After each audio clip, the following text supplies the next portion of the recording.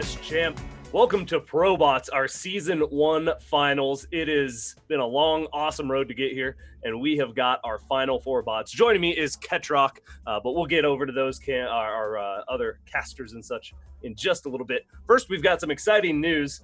We've got Season 2 coming up in just about a month or so. We'll have more information on that. You can always get up-to-date information if you type in !community in the chat. Check out our forum. But for Season 2, we will be partnering up with AI Arena to execute future Probots tournaments.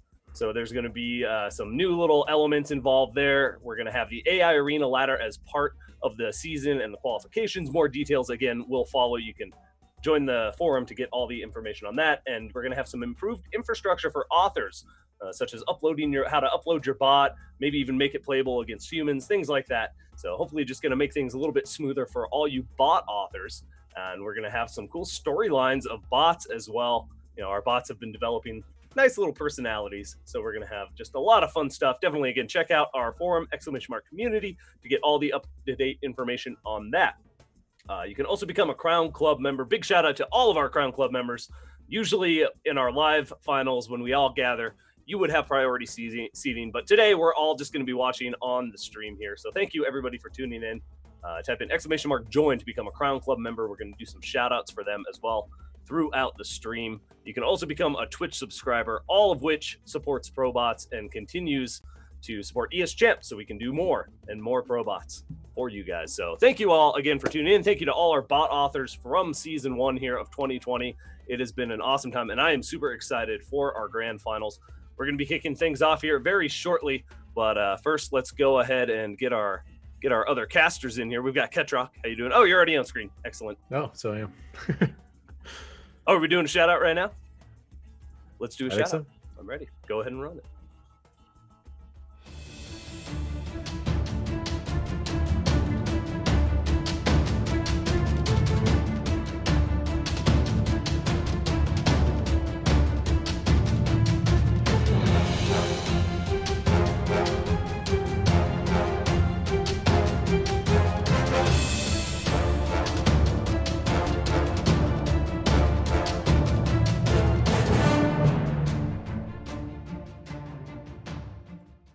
Thank you, Old Man Toast, for the support. If you want to be an esports champion like Old Man Toast, you can type in !join to get your own shout out. Thank you again to all of our Crown Club members. All right, so now we're here. We're ready for our Season 1 finals of Probots. We have 4 awesome bots coming at you tonight. We've got Micro Machine versus Spiny at first, and then we're going to have Paul versus Tier after the break there. So 2 semifinals, both of which will be best of 5s, and then the grand finals will be a best of 7. So we're going to get a lot of very cool matches here. What are you most excited for, Ketra? Maybe this first one coming up. Spiny's been looking really strong on the ladder. He's passed Gen Z for the number 2 spot. I think he's the last one to beat Micro Machine. So yeah, he's a really strong Zerg player. Awesome. Yeah, he's definitely been changed. Now those are probably new updates that you're mentioning, because I don't think he's had an update for this event specifically for at least a couple weeks now. So true, but I mean, he might have been rising the ladder on the version that is in the tournament here. Obviously, it's a strong version of the tournament to have made the Final 4. So I think we'll see some good matches. Yeah, that one's going to be really good. We actually even have a couple of little videos here, I believe. Is now a good time to go ahead. Let's go ahead and run our bot, introduce our bots. We've got a couple cool videos here. First up, we're going to have Micro Machine, one of our stronger bots, coded in C++, created by RAFRR and Unusual, one of our only bots, I think our only bot that has 2 creators. So might give him a nice little edge up there.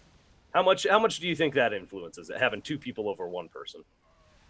Well, if it's the only bot that has 2 people and it's crushing everyone, it must be a good thing. Yeah. But yeah, he can certainly get more updates out with 2 people who know the code well. Yeah. Well, and you can get more perspectives, more viewpoints. You know, StarCraft is such a game of diversity. Just it's every game's different essentially. You're never going to have the exact same thing in 2 games ever. So it's nice to have a couple viewpoints, I think, coming into it. But yeah, definitely our strongest bot, I would say. Went undefeated, still undefeated this season. It's hard to get a win off Micro Machine. Yeah. It's going to be cool to see the humans versus bots. We do have Micro Machine and Tier, the only two bots actually that were eligible or able to be played against. So we do have some very fun games lined up against those two. You've played against Micro Machine, right? I have not played against any bot yet, including my own. Oh, no. But yeah, I'm just kind of saving that for later. But yeah, I can see Okay. Micro Machine being very strong, and Tier probably has more different builds than any other bot, so he'll be very unpredictable. So it'll be interesting to see how the humans do against those two. Yeah, that is going to be awesome. Again, that'll be coming up at the end of the show after our best of 7 grand finals. Make sure you all stay tuned. Get your friends in here for our humans versus bots show matches. That is going to be a lot of fun. All right, so we've got coming up next is Spiny. We'll be going up against Micro Machine here. Now you said Spiny looking very strong, kept nipping at Micro Machine's heels a little bit on the ladder there. So maybe one of the best bots, I think, to go up against Micro Machine in the semifinals. Yeah. Yeah, I mean, probably the strongest Zerg bot now. Number 2 on the ladder. Again, very good. My bot has not beaten Spiny yet. So yeah, I think he'll put up a good match if he can survive that early pressure from Micro Machine. He really puts on a large flood of like he really hits hard in the mid game, and I could see that giving Micro Machine a lot of trouble. Yeah, that's one of my favorite things about is just the diversity of units. You know, we saw Infestors, Vipers last week. Queens even make their way all the way across the map, as we're seeing in this clip here. Spiny is... say that? Yeah, he's mixed in Infestors recently, and yeah, they hit the fungos really good. They look for those packs of units and acquire that target. Yeah, the micro is pretty decent on him. Forgot to shout out the bot author is Rasper, and then coded in Python is Spiny. Yep, these are the two authors I always get mixed up, Raph and Rasper. For a while, I thought they were the same person.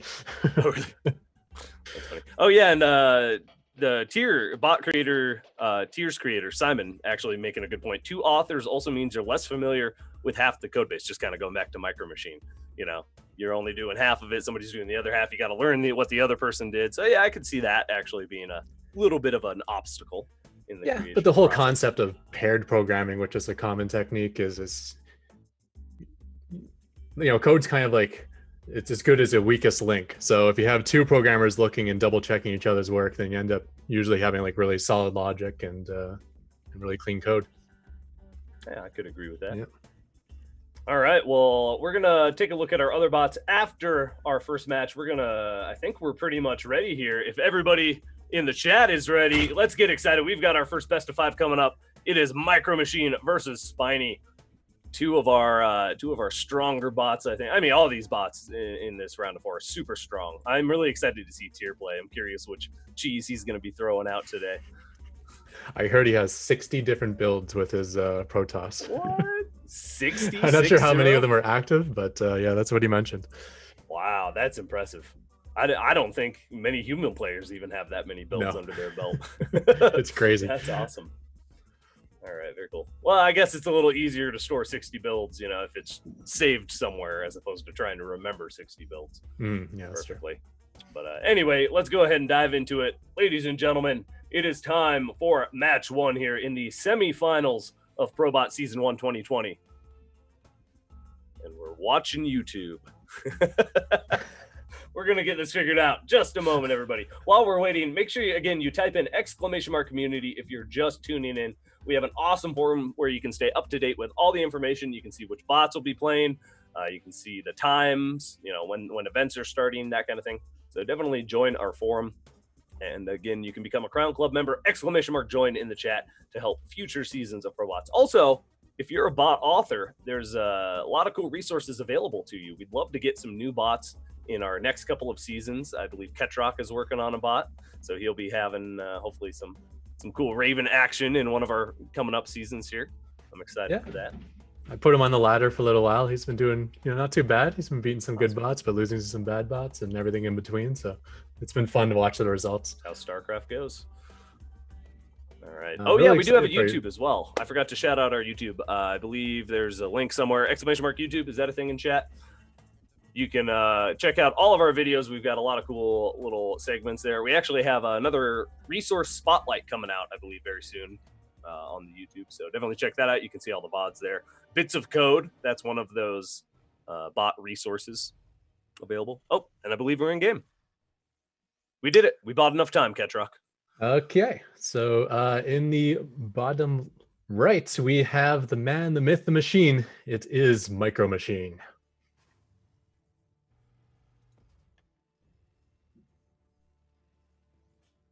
I'm not seeing that.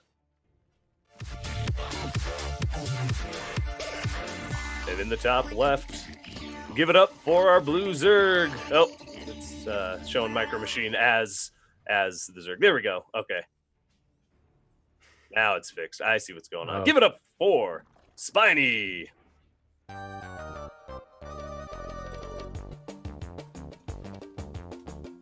There we go. We nailed it. We got it, guys. Yeah. That's one word for it. All right. All right, so we got an early pool from Spiny here. And a pretty early gas as well. Let's see what he has planned for that. The Spiny I know usually tries to go hatchery first, but it looks like he has something different in store for this game.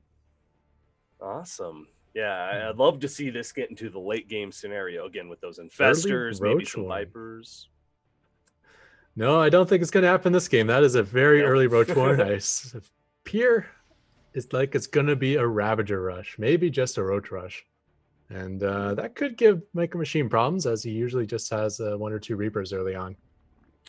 Yeah, his early game is really heavy on the aggression as far as harass, but yeah, not a whole lot to deal with a big, cheesy push like a big ball of roaches coming across. That's a good point. Oh, is that burrow too? Yeah, my quality's not very good. I can't see much right now. Oh, I think you're right. Burrow Roach Rush. Interesting. Oh, there we go. And that is a Reaper Fast expand from Micro Machine, so he certainly is not going to be powering too many units out early. So yeah, this could be a good chance for someone to take a game off of MM there. Now, I haven't seen burrowed roaches in probably like 2 years or something. Do you need the high or the lair to get the movement right? Yeah, so they're not going to be able to move while burrowed, but they will be able to burrow, just to protect themselves. And I believe roaches regenerate hit points faster while they're burrowed as well. So it'll be kind of a cool micro technique. When the roaches get low, you burrow them, wait for them to charge back up, and then bring them back into the fight. That's actually a really cool little micro thing to use against Micro Machine, he's known for his micro. So so the roaches are spotted, and there is the couple Reapers, one on the defense, one on the offense. But that's not a whole lot, though, to deal with 2 roaches. Yeah, he's going to be able to poke and maybe pull them away a little. The roaches don't even care about the Reapers, though. They're just going straight for workers, and that is exactly what Spiny should be doing. So nicely done here. Run, workers, run. Oh, that pathing on the workers is so beautiful, though. You couldn't do it better as a human, the way it avoided those roaches, just skirting the outside of the... What an impressive bot. Yeah. But however, that is 5 roaches, 6 roaches now. I can't really tell. The quality's a little low for me, but there's really pressuring that front door. And a Hellion is not going to help against that. Yeah, not at all. And he's droning up behind this. So, Spiny is a little bit down on workers, but he's going to be able to get a lot of worker kills here. And with his own drones coming up at home, he should be able to take the economic advantage very shortly. Yeah, actually, just denying mining time completely here.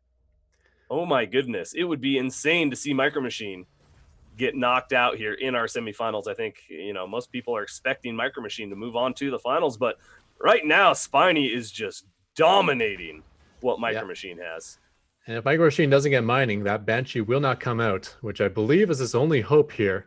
But yeah, there's a little bit of mining going on at the natural, but I don't think it's going to be enough. The tech lab's going down, so it's only going to be Hellions and Reapers, which is certainly not the best choice against roaches. Man, these roaches got in the perfect spot. They're just, scaring all the SCVs away from mining, and that's what he just needs, a little bit more minerals to be able to get that Banshee out. He's going to try to rebuild the tech lab, but that's just going to get picked off once again, and I think the roaches have done it. There's nothing that can kill them. It's certainly looking that way. Now, they're all kind of having difficulty getting any attacks in. A lot of them are being blocked by the roaches behind when they're attacking the starport. So he needs to actually finish the job on this base here, or that natural will eventually start kicking in on the economy. Yeah, but he's not going to build a Banshee. He keeps prioritizing the tech lab over the That's Banshee. And if the roaches keep killing the tech lab, which we're seeing, actually only one finally attacking it. So maybe if the tech lab can finish here, he can start a Banshee, and something will happen of this. That's true. It's And gonna be close. if you kill the tech lab after the Banshee starts, you still get to complete the Banshee. So Micro Machine has the resources for it. Will he start the Banshee? Doesn't look like he's going to. No, he spent it on other stuff. Another SCV instead. Oh, he's building a Cyclone. Okay. So that's something, but no, the Banshee is the obvious choice. Cyclone can obviously get chased down and killed eventually. Not with Micro Machine's micro. Yeah, So that's true. That Cyclone will eventually kill these roaches.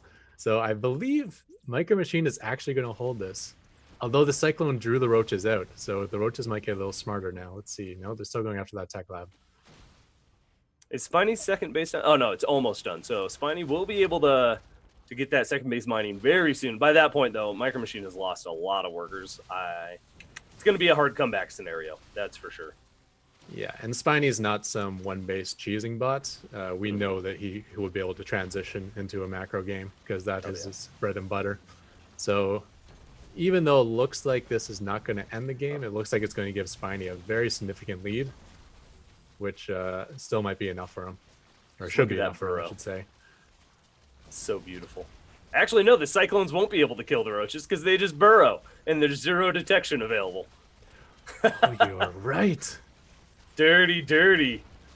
How do you out Micro Machine? You just hide. That's been the secret all along. Just hide underground. Micro Machine can't kill you.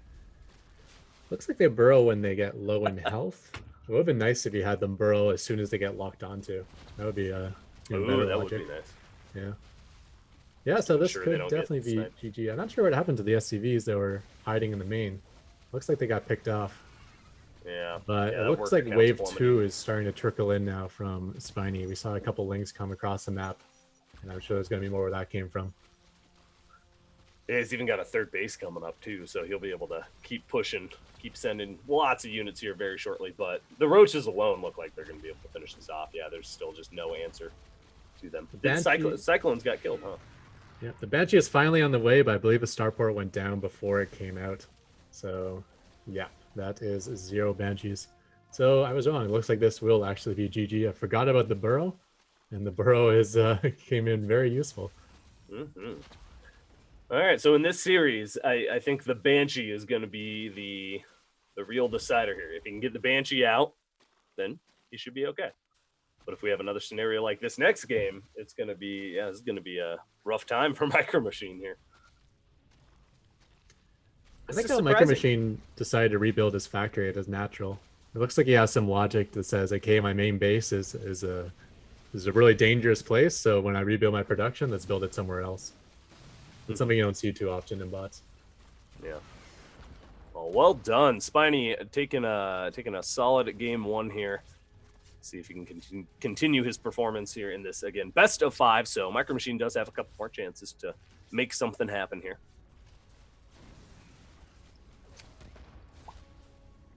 Oh yeah, and we also do have some updates as well on how these bots were updated from 2 weeks ago. But some of these bots are able to remember and learn and kind of figure out, oh, okay, last game the other bot did this, so I'm going to tweak my build a little bit. Who's really good at that? It's Tier's really good at that, yeah. So I believe Micro Machine has that logic too, but it's not too useful for him because all of his strategies have 100% win rate. So now all of a sudden he knows, hey, there's this thing I'm facing that I don't have 100% win rate against. So I'm sure it will trigger that logic for it. Yeah, that'll be cool to see. All right, well, this is definitely looking bleak for Micro Machine. 78 workers to 17, 42 to 7 army supply. Spiny is getting Hydralists out now, so as soon as those Hydras hit the field, should be able to push across and just kind of finish the deal here. Yeah. I don't see a world where Micro Machine can come back from this one. He's mining from 2 bases, so. Yeah, against a lesser bot, you could say, well, he has 2 orbitals and he's got a decent SCV count, but against Spiny, that's not going to be enough. Spiny is he knows how to drone up and make giant armies, and he'll be flooding across the map pretty soon, and that will be the end of this. Mhm. But yeah, he even got sling speed now, so those Reapers are now wasted, which leaves him with just 2 Hellions at home. Yeah, no, and this is a perfect example of how well Spiny can transition into a later game. Isn't just like you said, a one base cheese bot or something. Look No, at that I've never even production seen him gap. cheese before. This is a first for me, Yeah. and it worked out really well. I wonder if it was something special written just for Micro Machine. Yeah, maybe. Yeah, it seemed to work out phenomenally.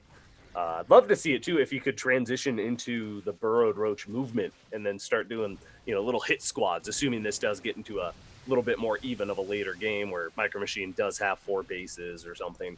It'd be cool to see little hit squads and stuff. Yeah. No, I think you're right though, like that the interaction between the Burrow and the Cyclone. I believe this was probably specially built to beat Micro Machine, and he was planning, okay, how do I rush him and not die to the Cyclones? And that's how he came up with the Burrow Roach idea.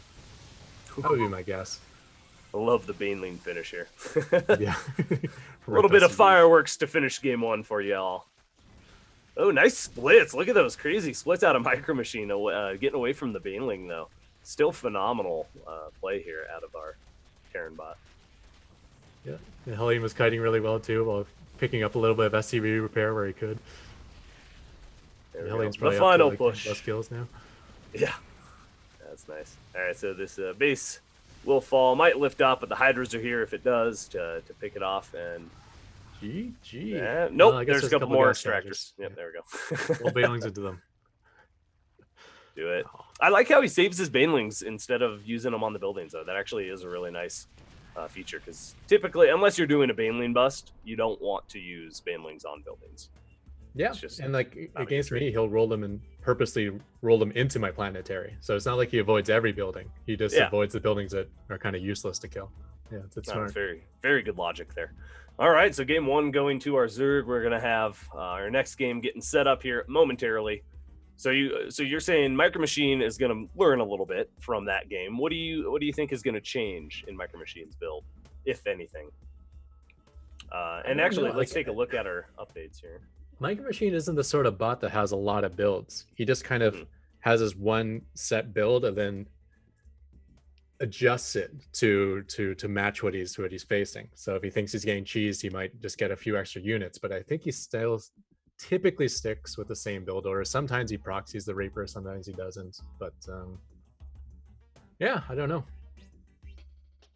And like I said, like last I saw on the ladder, Micro Machine was on like a 30-game win streak, but his one loss prior to that was a long macro game against Spiny. So there's multiple ways that Spinies can take a game off of Micro Machine. This is actually looking to be an interesting series now.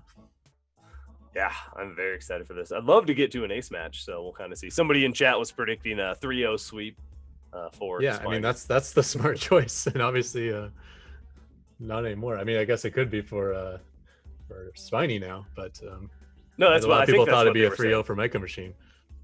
Yeah, I was thinking it was. Just based on Micro Machine's performance all season, on previous seasons, he's been the bot to beat, and Spiny has stepped up to the plate in a fashion here. All right, we are getting game number 2 loaded up. World of Sleepers will be our next map, and we'll be hopping in there momentarily. Thank you again, everybody, for tuning in. If you're just joining us, be sure to type in !community in the chat to get to our forum there. All right, here we are on World of Sleepers. Okay, so in the bottom left, we have, for the first time, Micro Machine having to come back in the series, the Red Terran Micro Machine.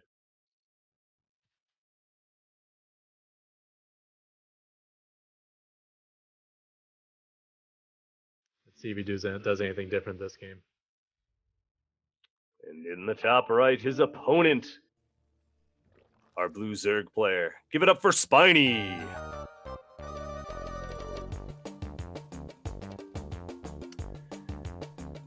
And it looks like a similar opening out of Spiny.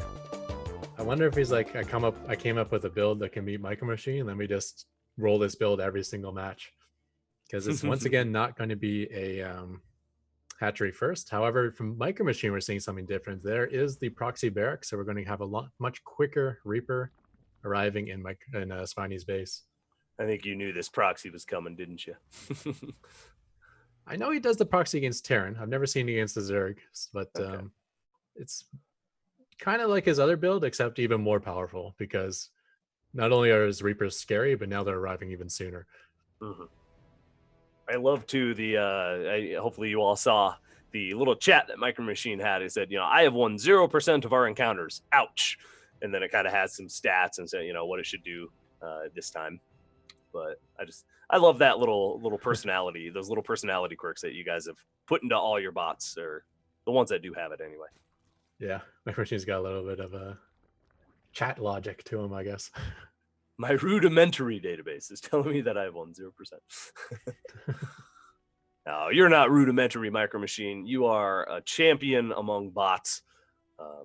And he's going to make something happen. I think this is... Oh, look at that. A proxied factory as well. So he's going to have the Reaper going in right now, adding on a tech lab for the barracks. That's interesting. Yeah, he didn't build the factory next to the barracks, which makes me think the tech lab is going to be for the barracks. So maybe Marauders will be in play. I think it might just be if you're going to counter a Roach Rush, Marauders is not a terrible choice at all. But the Roaches are on the way. Let's see if they head across the map or whether they're going to try to shut down the proxy because it has been scouted.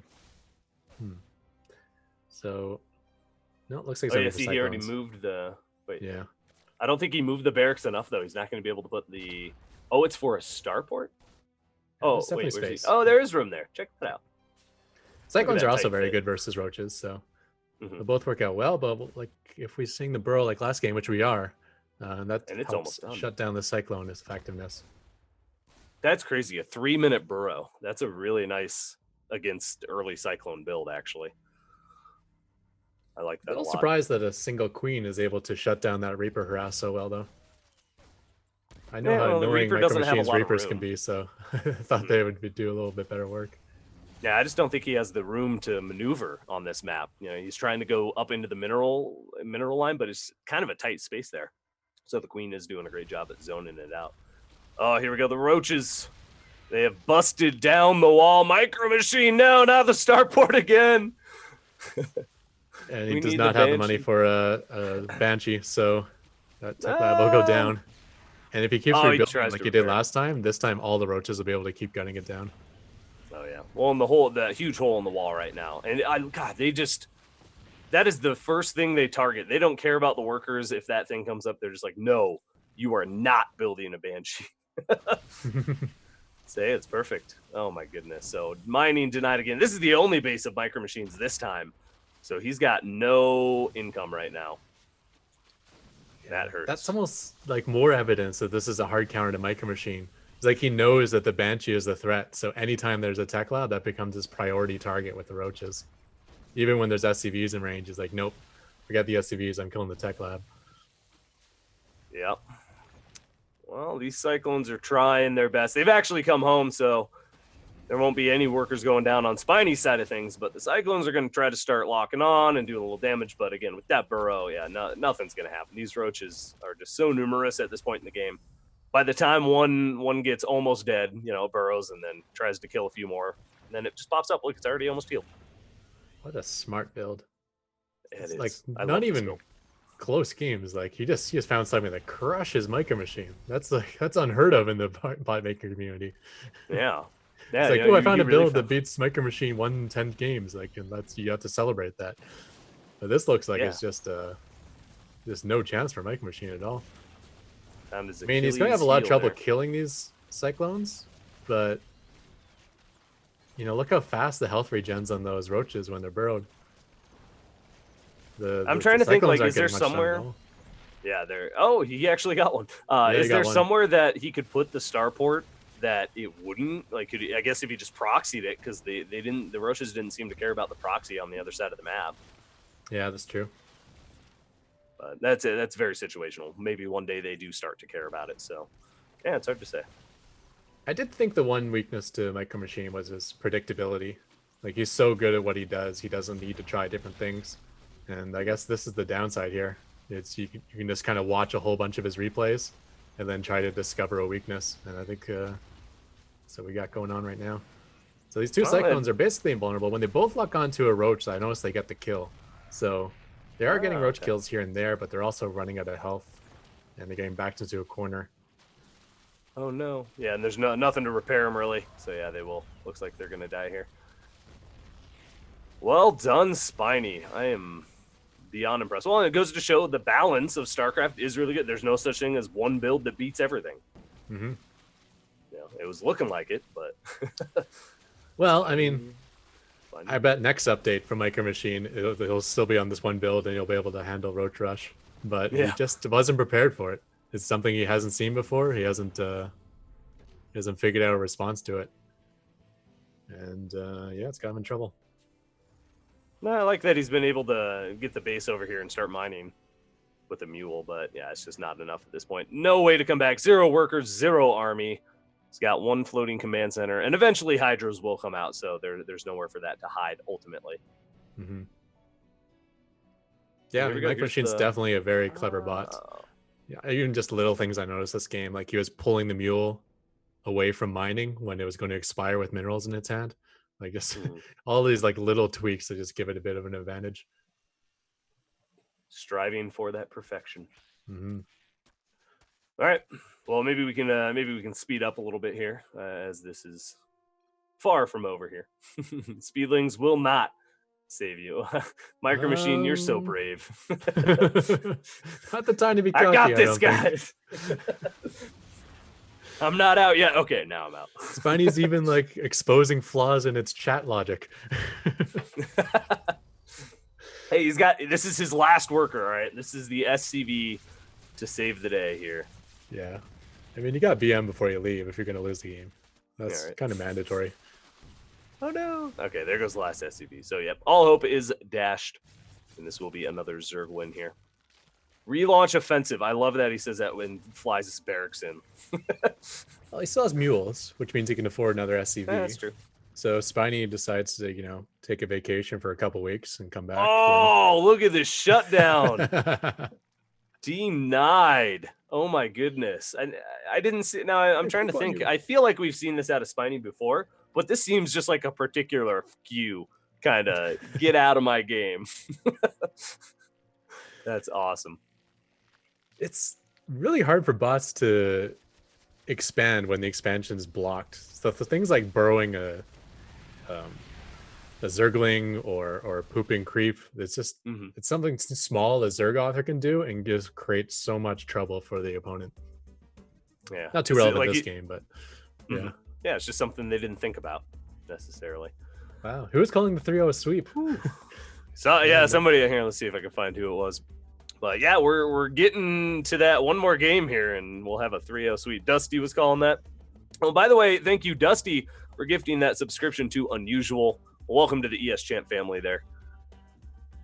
Awesome stuff. All right, so we're going to get our next and potentially final game loaded up here. Yeah, I really love that the bots are starting to do those little things like spread the creep. We see Kagamine do the Zergling burrow a lot, so it would be really cool just to see a lot of little things like that start to emerge in every single bot, because that really is going to start to up the level of gameplay, I think. Especially if you beat Micro Machine, because no one wants perfection in their bot more than Raph and his partner. Yeah. Well, hopefully, yesterday he was panicking because he lost one game to a Cannon Rush, so he was just looking everywhere for Cannon Rush bots to practice against. But you learn through failure, so this is a good learning session for you guys here, I guess. Even in chat, he's like, "Yeah, Spiny can catch me with a surprise build, but give me a day, and I'll have this updated to beat it." All right, so we've got our game ready. We're going to be hopping into game 3 here of this best of 5 between Micro Machine and Spiny.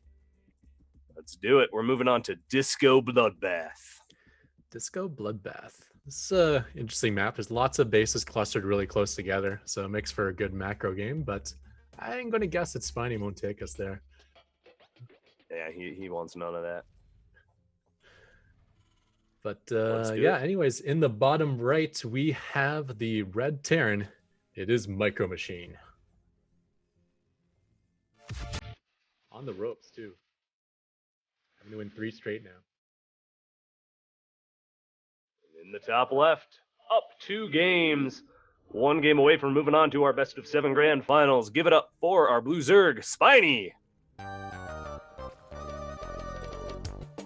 And there is that early pool and early extractor. Spiny is not messing around. He's like, no, I'm not going to mix this up, mix it in macro game and give Micro Machine a chance. We're just going to continue with what we know works. Mm-hmm. And it is 2-0 Spiny. I'm sure that score will update soon there. So Micro Machine's got to do something here. It looks like he's going to do the Proxy Cyclone build once again with an early expand to back it up. Depends on the location, I guess, but Spiny's just going to ignore it again, right?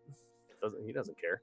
Yeah, well, I mean, the barracks is at home, so I don't think it's going to be Proxy. Yeah. Oh, I thought he said he was Proxy Cyclone, and maybe I read that wrong. The one thing I think Micro Machine's been a little unlucky with is this Reaper Harass. It just seems to get caught by the Queen and just sits outside of range. I have a feeling that in a different scenario, he can maybe get in there and get a bunch of worker kills. And against a one-basing Zerg, that can have a huge impact on the result. So now I'm confused. Can you explain this? So it says Proxy Cyclone 0-1, and then all the other stuff. And standard was 0-0, but then he chose a standard build. Do you know how that works at all? It looks like he does actually have some different builds that I guess like are slightly different. And it looks like the first two he used, he went 0-1 with. So he's going to be using a third build, and this one he's labeled it as standard.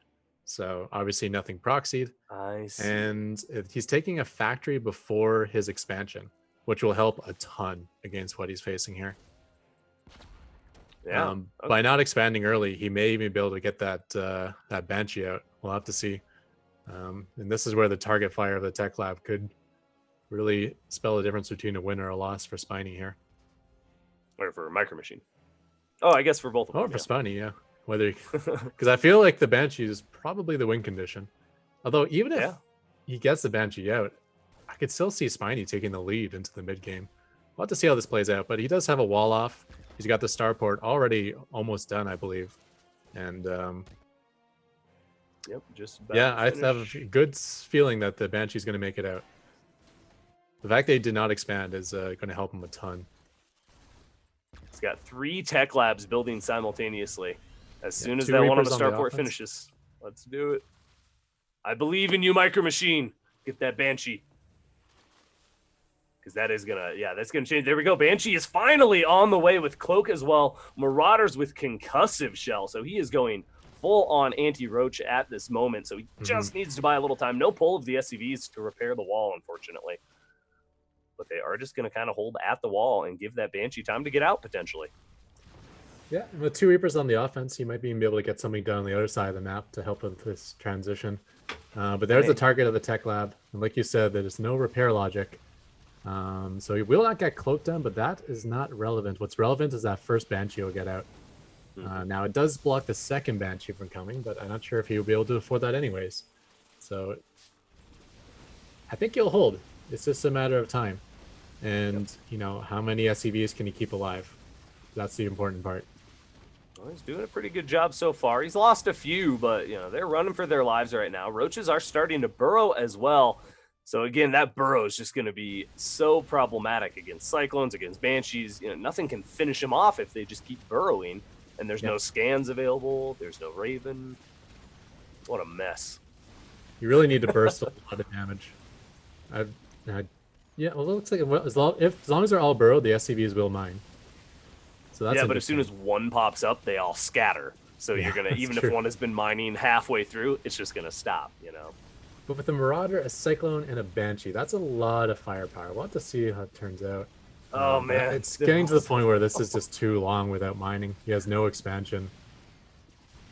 Has he even killed any of it? Maybe 1 or 2 roaches have gone down, but they're all getting so low before they burrow. But there's just not enough concentrated DPS. Here we go. As the Terran units group, maybe they can get a kill. Nope. Wow. Nope. This game is looking so much better for Micro Machine too. 2 Marauders, a Cyclone, that Banshee we were all hoping for, but never underestimate the burrow when you don't have detection. He does have an orbital, so I guess the obvious play for the next update would be to use scan in this situation. For sure. So the Banshee turns out was not the win condition. The No. condition was just Spiny's going to win, no matter what.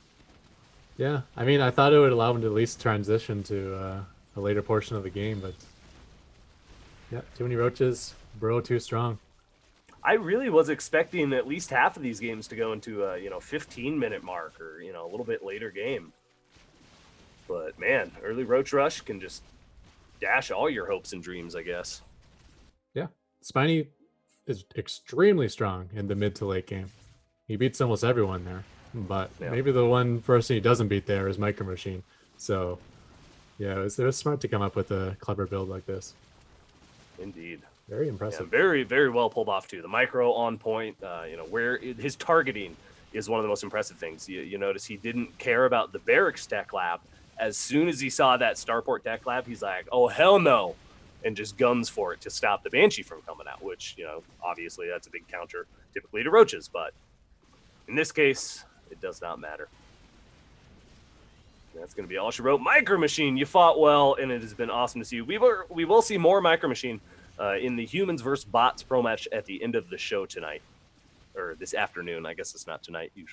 Usually it is, but yeah, I'm very excited to see him against a couple of humans here. We've got Tempo playing against some of our bots. Who else submitted? Fear Dragon. Fear Dragon, yeah, submitted a replay. I believe a few of our Crown Club members, Dusty in the chat there. We've got a replay in there. So very excited to watch those games and to see Micro Machine come back and play against a human.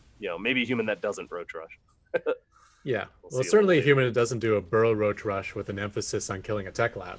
So yeah, this really was a Micro Machine snipe and build here. Yeah, it certainly was. Dusty has 3 replays he submitted. Oh boy. Ugh. I have no idea how many games we're watching for our Probots, Humans vs. Bots show match, so we'll find out. But GG, Spiny will get his victory. What a way to get it to Burning Command Center into the abyss there. The king is dead, at least for a day. At least for 24 hours until they update their code, yep. All right. So we have got our first finalist, our first Zerg finalist in a while. I think we've usually had TVT finals or TVP finals. A lot of Terran and Protoss have done really well. Zergs have always kind of struggled to get to this final step. So it's really cool to have such a strong Zerg here in the finals. Mm-hmm. I'm very excited. What are your thoughts? Who would you like to see Spiny up against, Tyr or Paul? I'm a big fan of Tyr just because, in certain series, you're going to see the same game play out like 2 or 3 times in a row. That's not going to happen with Tyr. Tyr is just he has too many different builds, too unpredictable. Lots of one-base cheese, lots of long macro games. He's an interesting bot to watch. And actually, I feel like he might be the one to go too, because where Paul was the kryptonite to mech sweep last week, I think Tyr might be the kryptonite to Paul. He makes a lot of early units, which I think will be trouble for that Nidus play. Yeah, and he's got good defense usually back at home too. So, and that's a big part of shutting it down. We do have a couple little video segments on both these bots. We can watch a little bit more on them here. Let's go ahead. Are we going to do Paul first? All right. So we're going to take a look at Paul, created by I don't code this game. Captain Jack is his other name here. I haven't seen him here in chat, but created Paul in Python. Now, Python seems to be the primary coding language for most of these bot authors. Now, and you've talked about it, it's just because it's a little bit easier, a little more intuitive, right? Yeah, and so many resources for it. The API is documented well. There's people who built frameworks on it to make the coding process easier. There's sample bots. There's lots of people to talk to. It's just the language to pick if you want to have a good start.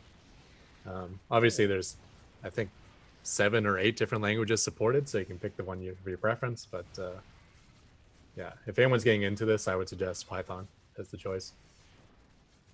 And yeah, that's hopefully there's some people here watching thinking, wow, this is cool. People can make StarCraft bots. I want to do that. You can do that. There's a ton of resources available. Again, check out our YouTube. You can see the bits of code segments. There's a lot of cool little instructional tutorials there. There's a lot of downloadable resources, so you can get a bot pretty much already started and then change it and upgrade it from there. So yeah, I was tons just of love Googling to this see more bots. SC2 AI wiki, and that'll have links to all the different resources that are out there. Oh, It's a awesome. good starting point, Yeah, including SC2 ESGen. Yeah. AI wiki. I did not know about that actually.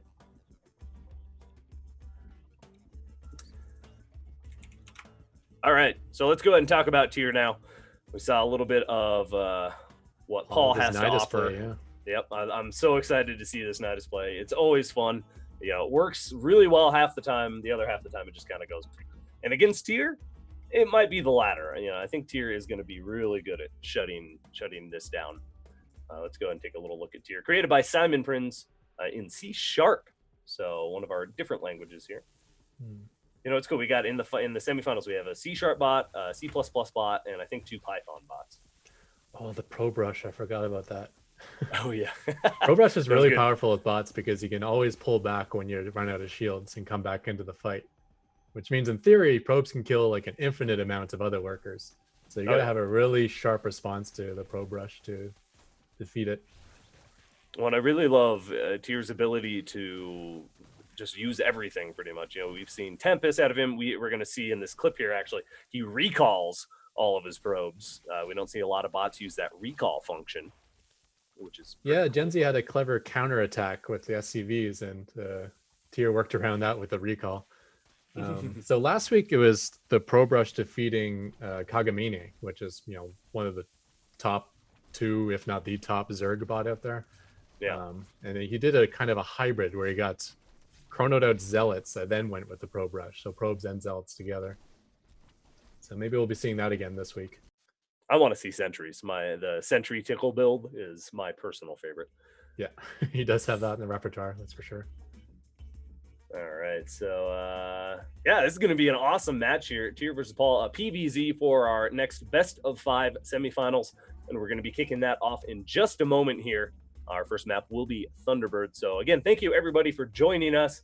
Be sure to stick around after this series because we're going to have our best of 7 finals after just a quick little break. But yeah, let's go ahead and dive into this. I think we're ready. Moving on to Thunderbird.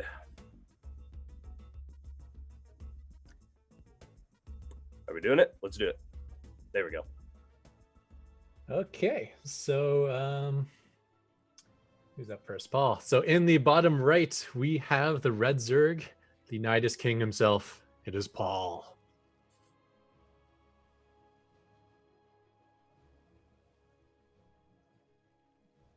Did it play? It's Paul. I gotta sing the doom song Wait now. for it. There we go.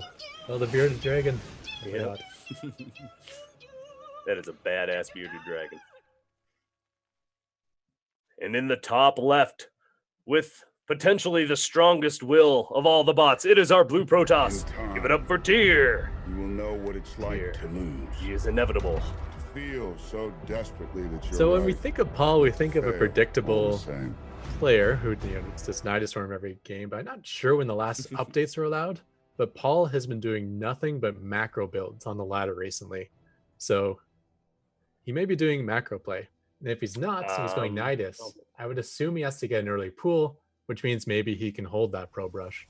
So even if this is even going to be the Pro Brush or not, who knows? Yeah, Tier does have a variety of builds. But of all the bots, Paul was actually the only one of these 4 that did not get any updates before the round of 8. So okay. all Tier, Micro Machine, and Spiny all had some updates, you know, various little tweaks here and there. But Paul made it here, and he's just going to roll with it. And here it is, the Pro Pull. The Chrono Zealot into Pro Pull. All right. He leaves Tier just is enough cheesing his way resources to for the victory. seconds. No, he's got a lot of resources. 500 minerals in the bank. So it's going to be Tier non-sub does. Zealots, I guess. Yeah, he's going to be able to get 4 more Zealots out. And yeah, they're just going to kind of slow trickle. Oh, Paul, what, you madman. He's going to go meet Tier on the battlefield. He is not even going to wait for Tier to get to his base. Feel like the best reaction. But we'll see how it works out. This is absolutely the best reaction, in my opinion. We're going to just have a brawl here in the middle of the map. But to your point earlier, the probes can just infinitely pull back. Actually, Paul has gotten some damage on a lot of those probes. We did not see that in a lot of the other probe pulls. The probes always pull back perfectly. just took shield damage, but we've already got half these probes taking a little bit of a beating. But with the Zealots here, this is just no contest. What a glorious fashion to at least take the fight, though. Well done, Paul. I applaud you. And that's it. That was first game, everybody. Reminds me like in World War I when you know you had no chance of survival, staying in your trenches, so you just charge the battlefield fruitlessly. I feel like that's just what happened here. The Overlord started the probe, and he's like, "Screw it, let's just get this over with." Charge. All right, well, Tyr taking the win, so we're probably going to see probe rushes until it doesn't work anymore, and it's still working, so Tyr's going to keep doing it. Yeah, this could be another quick one, just like the Kagamani's series. All right. Yeah, I wasn't sure if he did the Nidus Storm on one base or two. If it was a one base Nidus, then he'd be getting a really fast pool. I think it was might have given him a chance. I'm pretty sure he goes up to 2 bases to get it. Yeah, as we can see here, he went hatch first. So yeah, unfortunate. Just seems like very good against what Paul has built into its code. All right. There's game 1. So Tyr has 60 builds in its repertoire, but I'm pretty sure I know which one we're going to be seeing next game. That was just the most beautiful reaction I've seen. Paul's just like, fine, you want to fight like this? We'll fight like this. Oh, I love it. All right, so we're going to get our next match loaded up here. This could be another very quick best of 5. That is very, very real potential here. All right, so I don't even know. So tell us a little bit more, I guess, about what Paul's been doing with his macro builds. It's been showing some success on the ladder, you said? Yeah, it looked like he was working on it. He was asking some very basic questions in Discord. So I'm like, okay, this is going to be like stage 1 macro that's going to not look good at all. But when I saw his ladder matches, they were really impressive. It looked like a nice, refined, veteran bot in the Zerg matchup. So I'm sure we'll be seeing that next season. Maybe a mix of both the Nidus and the macro play. But yeah, it's looking pretty solid. Very cool. Yeah, kind of maybe a sneak peek of what's to come. So yeah, actually, it's going to be interesting too. We are again partnering with the AI Arena, so we're going to have that as a somewhat of a qualification for the Probots run. That'll be interesting to see. Again, to get all the information on that as it comes out, type in !community in the chat to check out our forum. All right, we've got our next map loaded up here, Winter's Gate, for match number 2 between our Zerg and our Protoss here. Let's do it. Okay, so in the top left, we got the Nidus man and the man who charges the battlefield. It is the Red Zerg. It is Paul. I'm gonna sing the doom song now. Doom, doom, doom, doom, doom, doom, doom, doom, doom, doom. And in the bottom right, give it up for our blue Protoss up 1 game. It is Tyr. In time, you So will this know map what it's has like to lose. a kind of a unique Feel feature so where there's desperately that you're this right. barrier in the middle of the map. Fail And all if the you same. cross the map from either side, you go on different sides of that barrier. So maybe when the probes come, they'll all go to the one side of the barrier, and his A-moved drones will all go on the other side of the barrier, and we'll get some sort of, counterattack on the Nexus. Huh. That's my dream, because otherwise, I'm not feeling so good for Paul here. We'll see what happens. Yeah, the slow zones could maybe buy Paul a little bit of time, but yeah, I think once Paul sees the pull again, because he's got his Overlord coming across, and that was the trigger last time to just be like, all right, let's do it. Yeah, I don't think Paul A moves across the map either. He's probably targeting the probes. But yeah, it looks like the exact same build out of Tyr. So it's Pylon Gateway Pylon with the Chrono Boost Zealot. No sign of gas, no thought of making a wall off. So this is almost certainly going to be the same build. Now the pool, if he can get a couple of Zerglings out, even then, I just don't think it's going to be enough. The Zealots are just too good. Yeah, the the hatch first, it's too weak against this. If it were pool first, then yeah, you can get out 6-lings in time, which again isn't necessarily going to win it for you, because that's 6-lings against a ton of probes and zealots. So wait, does he not see it this the time? lings and drones working together. He didn't see it this time, so he's going to be able to okay. keep mining at the very least. Yeah, that's something. So the That's pool will something. finish. He's not saving up larva, so that's unfortunate. Yeah, I guess not seeing this does also have that downside where he's like, oh, nothing, everything's fine. And Tyr is not getting distracted by the low ground hatchery. Oh, no, he is. No, Oh, no, it's a drone. maybe. There he goes. Oh, he okay, is. so this Yeah. could buy him some time. Let's see if Paul has logic to make lings. It looks like there's nothing but lings and queens on the production tab, so that's a good sign. He's Oh, continuing come on, into Paul. mine, which is a good sign. Yeah. Things looking Now, up. if he If he can pulls get the queens drones out, that'll be huge. with the lings. Oh, he'll have to, I think. No, Oh, he's not, though. doesn't Yeah, he's look just like gonna... he's doing that. Well, it's going to be up to these queens then, I think. The queens are really going to have their work cut out for him. One actually wounded zealot in the top is going to go down to this first queen as she pops out. And the queen on the low ground should buy a little bit of time there. The probes are going to be very busy. Oh, a second zealot shows up, though. Okay, he gets the first zealot. Yeah, Yeah, but he's keep in got mind, him. Paul I'm is mining surprised. this entire time, and the probes are not killing his drones, at least not very quickly. So this is a That's true. significant economic lead for Paul, and even just trickling out Zerglings might be enough with this much extra money. Yeah, I get the timer is going to be these probes killing the... Well, actually, what's soon to be maybe going to be the lair here. Yeah, if that layer Not often you finishes, see that probes adds kill another away. 500 hit points. So, oh no, the Zealots are in now. Uh-oh. Oh, did the zealot switch targets down here? Yeah, they're going Yeah, out it's to the not gonna drones. finish. It will not finish in time. Oh, the probes pull off at the last second here. They should turn around and finish that off, though. Yeah, there we go. Oh, my God. Come on. The drones are going up and buying. Oh, no way that thing finishes. That's hilarious. Looks like He speed will goes to finish show you too. can't- Oh, That's there we not go. But useful, now all the drones are dead. Now there's nothing. He has a lair, but nothing to do with it. All right. Should've Well, that marked was a into little planetary, closer. man. Yeah, right. That was a little bit closer. Had some little bit of skirmish there. The queens kind of did some work, but yeah, just those zealots are so strong early game if you don't have a proper response to them. Yeah, it might have actually worked out better if for Paul if the probes went into the main base, because then maybe he would have pulled his own drones as the Zerglings popped out and the first queen, and maybe that altogether would have been enough. But yeah, a little bit closer. At least we had a little bit of hope here, but it looks like it's going to be a 2-0 for Tyr with game 3 on the way. And going 2-0 with this build, I'm almost certain that Tyr will stick with what works. He's gonna tickle his way into the finals Yeah. with his probe build here. All I bet right. if he loses, he'll switch it up.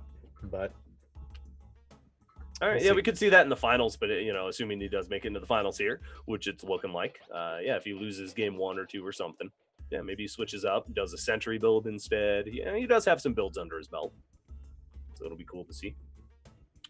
All right, game number 3 getting loaded up here momentarily. Thank you everybody for tuning in. Nice little audience here tonight. Hopefully, Home Story Cup finishes up soon, and people will come over here from that. Have you been watching any Home Story Cup? That was our stay-at-home in the Story past, Cup? yes, but I haven't seen caught any of it for this series. No? No. Yeah, there's been some pretty good games. Nice. Fun. So it's all online this year, huh? Yeah, trying to encourage people to stay at home, so they're doing the stay-at-home Story Cup. It's pretty fun. Stay-at-home story cup. Nice. Yeah. That's cool. But hey, Ready. what's even better is Probots. You guys chose the right stream to come to Mhm. because we have got some awesome matches here coming up still.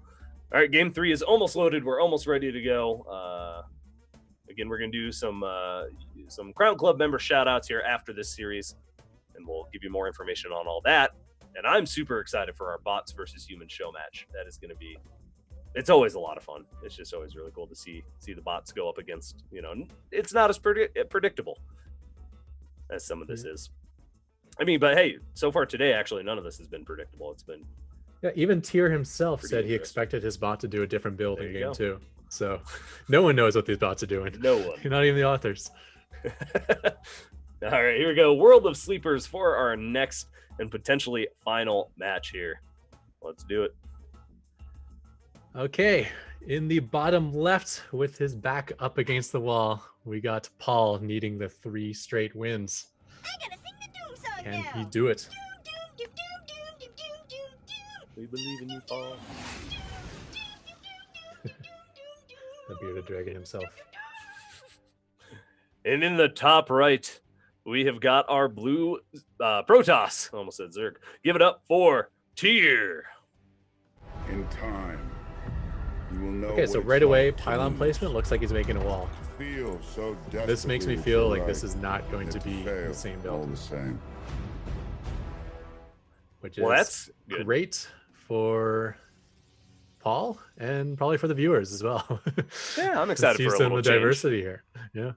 Watch, he still just builds a zealot and pulls all the probes. Yeah. Tricked you. Does like an extractor trick with the simulator there. All right.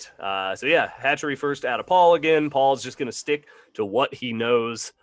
And if Paul can get up to that Nidus Worm tech, that is where we're going to have an interesting game. That's where it really starts to get fun.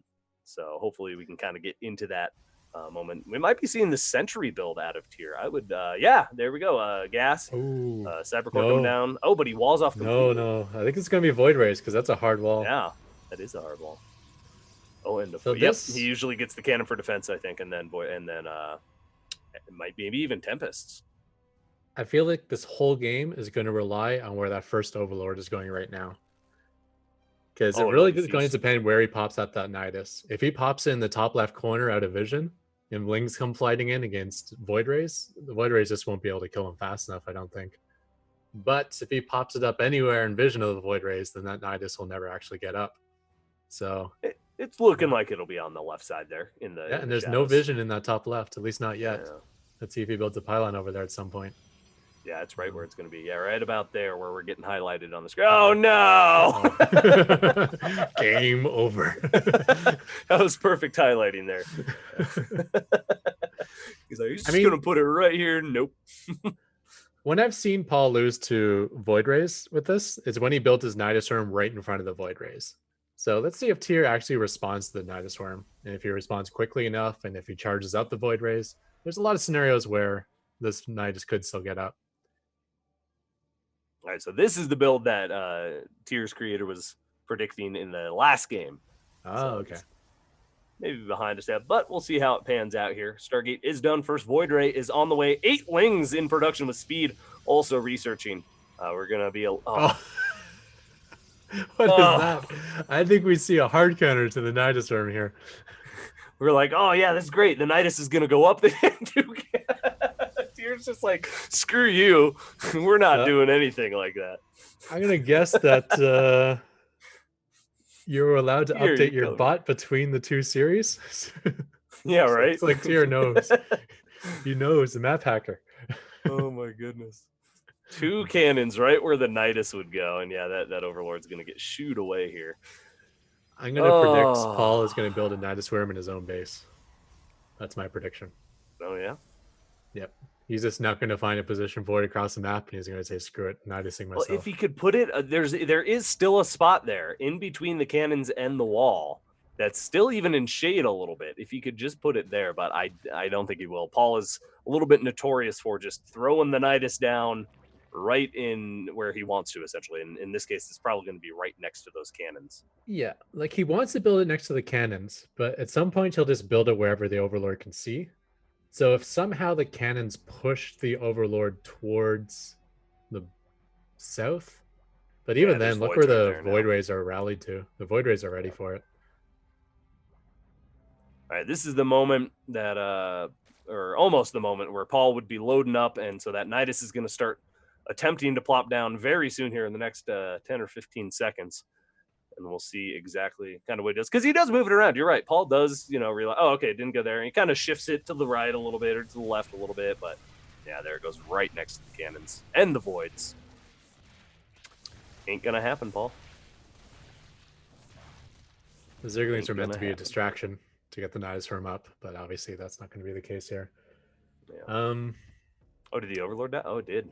It's but a stain on the map. Yeah. So, here comes another. So I believe we've seen this in the past where Paul just kind of stops doing anything until that Overlord gets across the map, and then he'll try to Nidus again. Well, yeah, I don't think Paul will never send those Zerglings across. They only will go through the Nidus. Mm-hmm. So either we get the Nidus up and we see an attack in Tyr's main, or Paul just dies. So we'll see what happens here. When I think the voids push out at about 6 or so, actually. So as these two finish up, maybe 5. There we go. Okay, so they are going to start moving across. So if this were me playing on the BattleNet right now and this happens, I'd be like switching to my barcode account, being all angry that he knows my name, he's hard countering me. Yeah, I can feel the pain. I got the anger for Paul right now. All right. Is that Overlord gonna get scouted? No, it looks like it gets by okay. Yep, sneaks past. Okay, that gives a little bit of hope. I mean, the Void Rays won't be home, so if you just pop the Nidus where the cannons aren't, which I think it will actually, it should pop it right at the front of the ramp, I think. Now, do these voids just target the Night? Let's see. Nope, they're going to just start killing wings. But yeah, by the time the Nidus finishes, you're going to have all your wings dead. Yeah. Yeah, it seems very, yeah, it's definitely going to happen. Paul has the money, but yeah, no larva, or not enough larva. I don't think Paul even knows until the attack commences. It looks like Paul doesn't even build more Zerglings. Because he's lost a lot and there's no more in the queue. That's true. Yep. Yeah, he kind of like stops at a certain... I thought he would stop at a certain supply, but it doesn't seem like it's a supply. Because he just lost all his supply and he's not building more. So maybe it's just a certain time in the game where he stops making workers or something. Wait, why? Oh, because he lost the Nidus because he died. I was like, why'd you cancel it? Paul, you had it! Anything was in that Nidus, it's also dead now too. Well, GG, Tier, you will be moving on to our best of 7 finals to take on Spiny. We're going to have a PVZ finals, and this should be exciting. Oh, yeah, this is going to be interesting. Maybe we're going to see early roaches still out of Spiny, but Tier with the early rush might counter that. Who knows? This is just going to get wild. This is going to be a crazy best of 7 finals. Yeah, I suspect that Tier might get out hard countered next series, because Spiny, like, he probably somehow knew that he was going to beat Micro Machine. He's got the build for it, so he's like, okay, if I get to Tier, and we saw what Tier did at Kagamini last week, I need to also have an answer for the Pro Brush. So I think he's come up with something special. We'll have to see.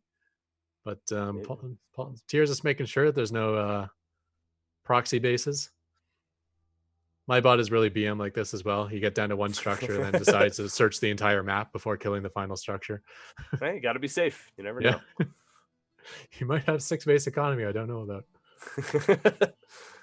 Tier will eventually sweep the map and then sweep Paul off the map and then move on to the grand finals. So well done. Again, big shout out to all of our bot makers and good job, Paul and Spiny, or Paul and Micro Machines creators.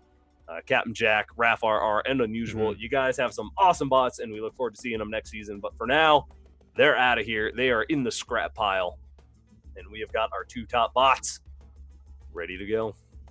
Yeah, really showing why being like an active bot author is really important. There is a meta game to the bot to the bot ladder, and Tier and Spiny have both shown that if you come up with something special for your opponent, you can get that counter in.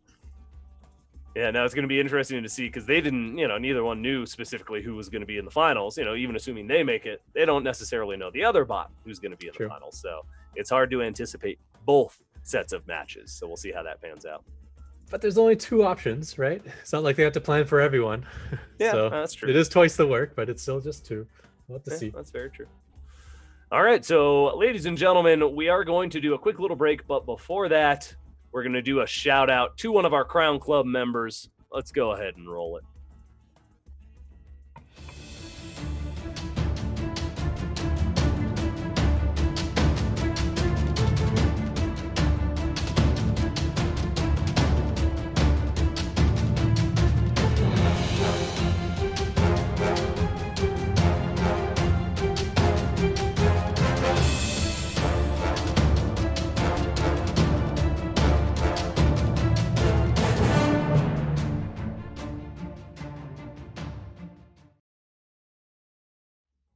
Thank you, Warren Phillips, for being a Crown Club member. And thank you, everybody else who is also a Crown Club member. You are all help support future seasons of Probots. So thank you very much for that support. All right, we're going to do a quick little break. Be sure to type in !community if you haven't done so to check out our forum and get all the information on future seasons, what's going on with our humans versus bots. Might even have some info in there, but that will be coming up at the end of our show. After the break, again, we will have our best of 7 grand finals, our PVZ between Spiny and Tier. It is going to be awesome, so make sure you stay right where you are, and we will be back in just a few minutes. Thanks for tuning in to Yes Champ.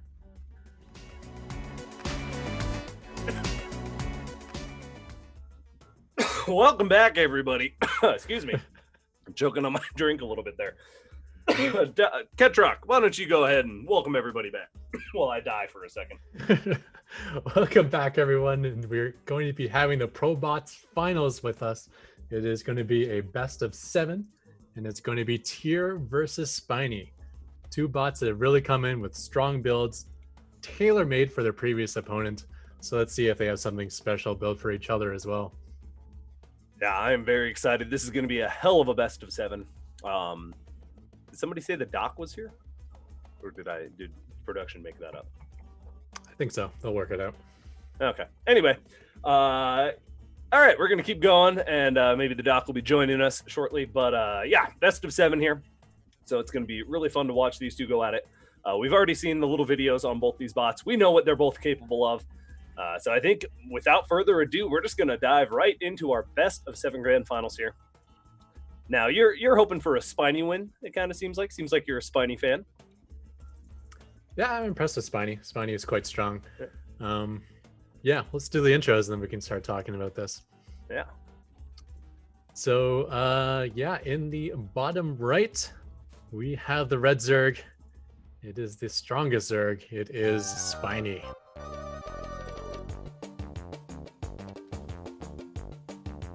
That's good. Everybody got to stop me picking my teeth and stuff. All right, in the top left, we have got our blue Protoss. He is inevitable. Give it up for Tier. In time, you will know what it's like Those Thanos quotes. to feel so desperately that you're right. Yeah, so I was thinking Fair. about this All because the of what same. happened last week. I feel like Spiny probably developed something special for the Pro Brush. But the more I think about it, I bet Tier might have built nothing for Spiny. Because who expected Spiny to beat Micro Machine? Tier probably put a whole lot of work into what beats Micro Machine. So this will be interesting. But anyways, I digress. This is not going to be a Pro Brush. We do have the wall at the natural for our Tier. And we got a hatchery first from Spiny. So we might finally get that macro game that I've been hoping for. It might get into a little bit later game scenario, which again would be very cool to see out of Spiny, because Spiny can get all that tech, infestors, vipers, you name it. Tier also very capable in the late game, though. Tier moves up to tempests or carrier. I think we saw carrier last week, but that was just because he didn't have the resources, I think, for a tempest. But still, he knows how to control a lot of units. Yeah, Tier is certainly no slouch in the long macro games, but it's kind of Spiny's strength, I would say. I haven't seen much of Spiny's PVZ though, so maybe it's his weakness. I don't even know. Yeah, so I'm really interested. I don't know. I can't really predict how this will go at all.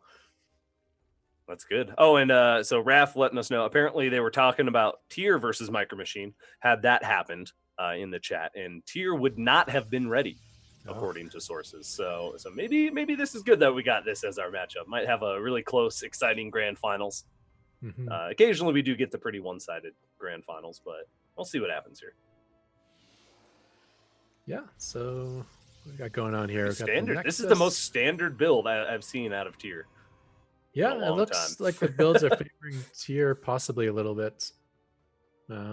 Worker count is pretty even. But here comes the third hatch from Spiny. Okay, that's what I was hoping to see. That's a good call. Yeah. And that gives them a lot more options. Yeah, because that was, if you're kind of expanding at the same rate as the Protoss, that's not going to be good for you. And keeping the same worker count. Once the queens start kicking in with the larva production, though, it should shoot up the drone count for Spiny. Ooh, well, Battling had a death wish apparently, but does see the wall, sees that, pretty standard stuff. No pulls, no crazy pro brushes, nothing like that coming across. So just gonna keep doing his Spiny thing. There's the Roach Warren. Roach Warren and the first gas taken by Spiny. So it looks like he might finally start transitioning into some sort of tech. But it's good to delay that. The longer you delay getting any sort of tech or units as Zerg, the more time you can spend just making drones and queens, which will help you later on. Absolutely. Yeah, and I'm super excited. It looks like we are going to potentially get into at least a mid-game scenario, hopefully a late game. We'll kind of see what happens. Okay, and apparently Simon has been working on this build. It has been standardized a little bit more than we're going to see here. He's been getting some advice from HJax, one of our other bot authors. So yeah, and that's one of the coolest parts of this community is all these bot authors are really, talkative. They really help each other out a lot, it seems. So yeah, Kagamini is there's a Protoss version of it, which is also done by HJax.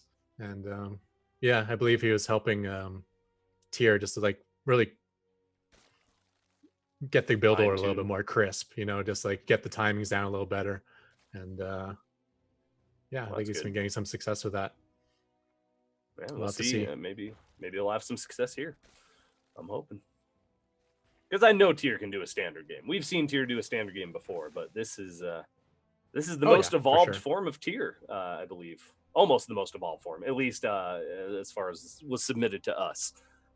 These bot makers always updating. Like you were saying, Spiny has been updated, Paul has been updated since his last submission to Probots, and he's been doing some macro stuff on the ladder. So yeah, these bots are just constantly evolving. It's really cool to see.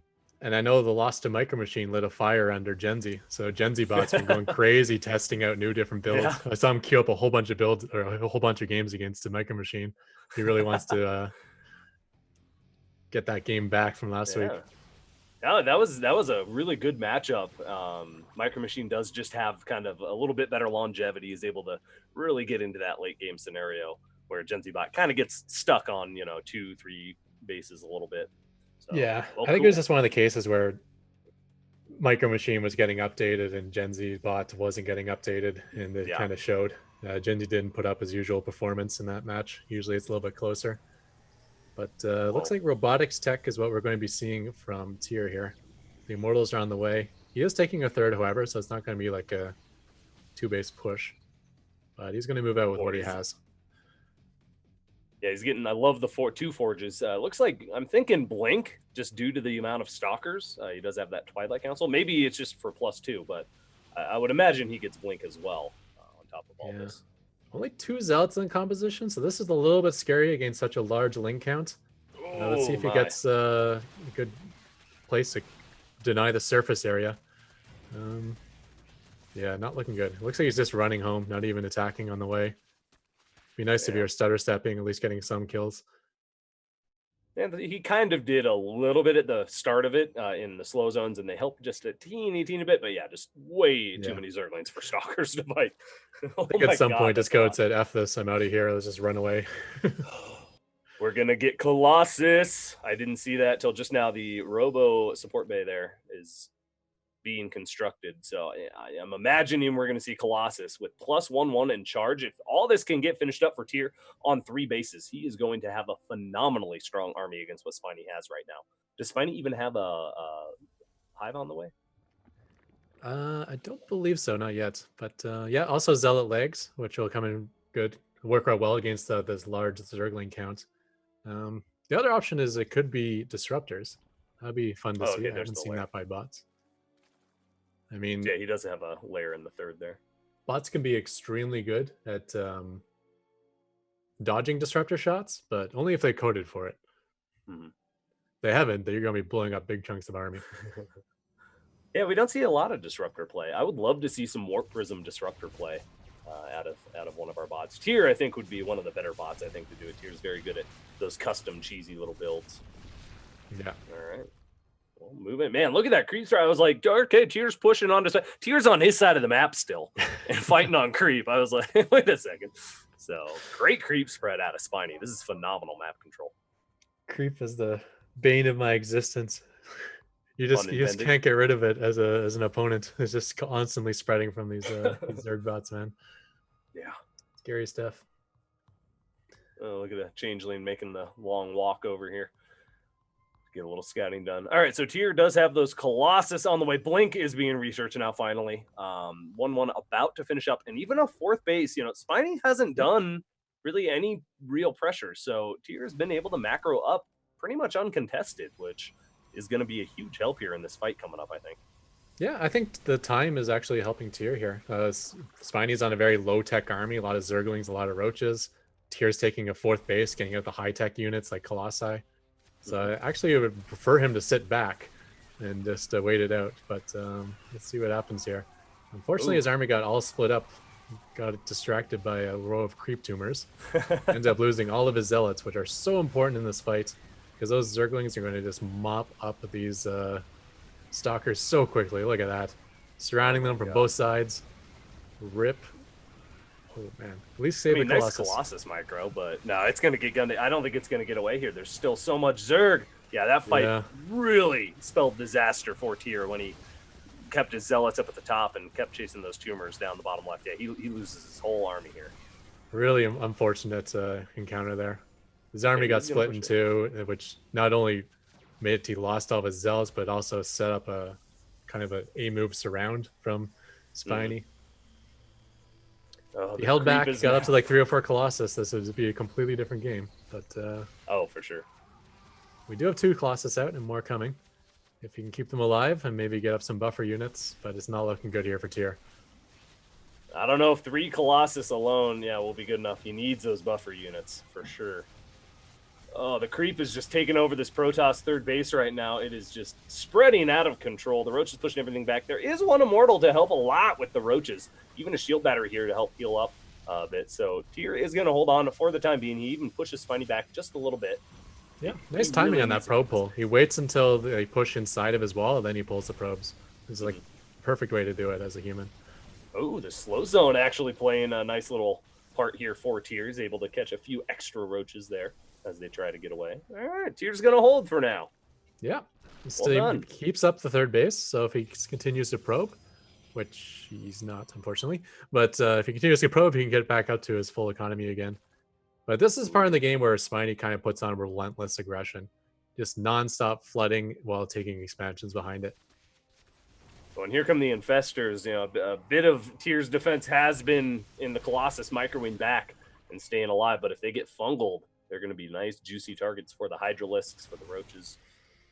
Yeah, I feel like the fungal will be strongest against the Zealots, and there's not a large Zealot count, so not too worried about the Infestors for Tyr. Okay. I think he takes some good engagements. He can definitely he can make a game of this. Yeah, 3 Looks like he still has that full answers, 3-base economy too. Tyr does? Oh yeah. Yeah. Like he's not making more probes, but he's got enough because the main base is more or less mined out. Oh yeah, that's true. That's a good point. Oh, there's the Fungals. They're going to start doing some damage, but yeah, Tyr's just going to stand and fight, and he is going to get some great damage on those 3 Colossus with no counter to them. No Corruptors, nothing really coming out to deal with them. They're going to be able to make mincemeat of a lot of this. Yeah. The Fungal does a little bit of damage. The nice thing about Fungal is it activates all the hardened shields on the Immortals, putting them to waste. Oh, that's true. I hadn't even thought of that. Yeah, I used to do that with anti-armor missile with Ravens back when it still did damage, but that doesn't work anymore. But I feel like the Raven has been the most updated unit in StarCraft 2. Oh yeah, it's had like been through so many 14 changes. nerfs and almost just as many buffs. Yeah. None of it's been good changes, as far as I'm concerned. But just bring back the science vessel. That's all I want. Yeah, I got my bot doing anti-armor missile now, so it finds the center of the army and turns it all into Doritos. Does it have like a limit that it will do? If it's under a certain supply, it won't hit it, kind of thing, or how does it know? Yeah, and it looks at supply, so it has to hit, it looks for 30 supply. If it can hit 30 supply, then it'll fire it off. Unless it's already at full energy. If it's at full energy, then it looks for 20 supply. So it's pretty smart. It also won't stack anti-armor missiles, so it won't cast it if it's already one big cast. Oh, that's good. Yeah. Yeah, it's nothing worse than it's like stacking storms or something. It's just a waste. So it looks pretty cool. I mean, anti-armor missile isn't really that useful, but as long as it looks cool, that's all I care about. You know what? Anyways, really we're getting cool? a push across the map. Tyr. It looks like he's going to lose a hatchery. This low-tech army from Spiny is really getting eaten up now against these 3 Colossi and 2 Immortals. Or 5 Immortals, 6 Immortals. Yeah. Yeah. Sorry, I'm seeing a whole lot more of them all of a sudden. 7. He's got 7, I think. Yeah, he's got 7 Immortals. Geez, they're just appearing. Yeah, it's like they're hidden in amongst the stalkers there. But Yeah, just no real transition to anything anti-Colossus, and I think that was a little bit of Spiny's downfall. Even with the bad engagements that Tyr took, he was still able to just build up that nice, massive army, and this is the Protoss death ball that we all have nightmares about. Protoss is really dominating the bot ladder right now, so and then this is one of the many reasons why. There's so many strengths to Protoss, but the other thing is their units are just very strong. If you can get to the right composition, you can cause a lot of trouble for Zerg players. Tyr is everywhere right now. He's even cleaning up a lot of the creep. He's pushing into the third base. There's 16 army supply for Spiny. Tyr with a hell of a little bit of a comeback there.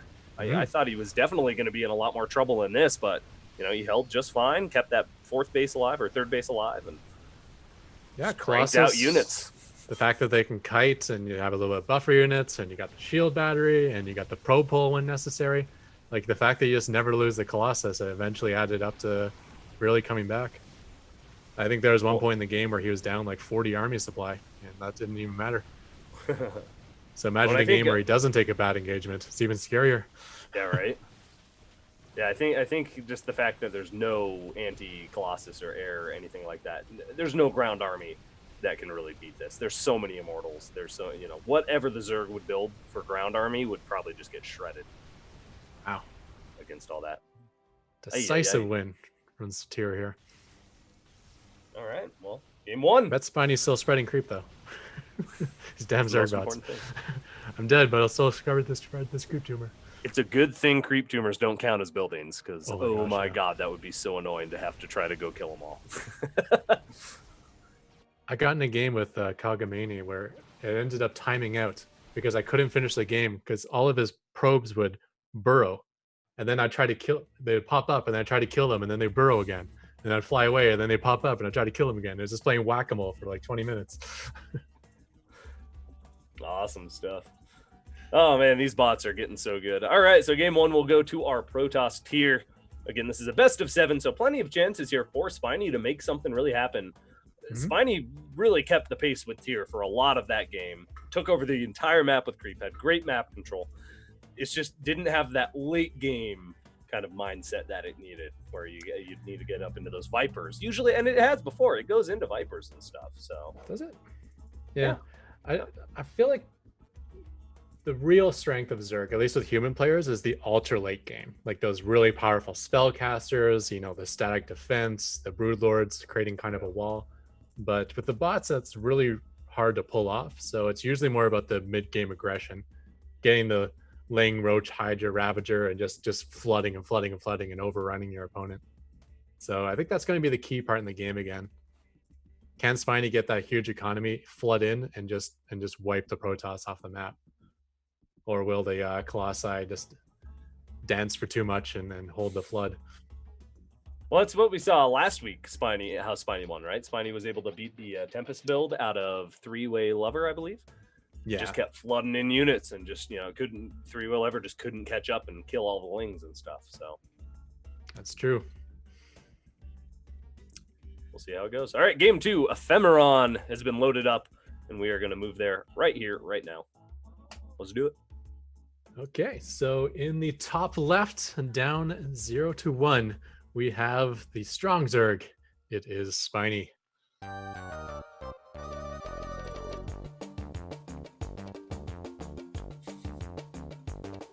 And in the bottom right, give it up for our blue Protoss. It is Tyr.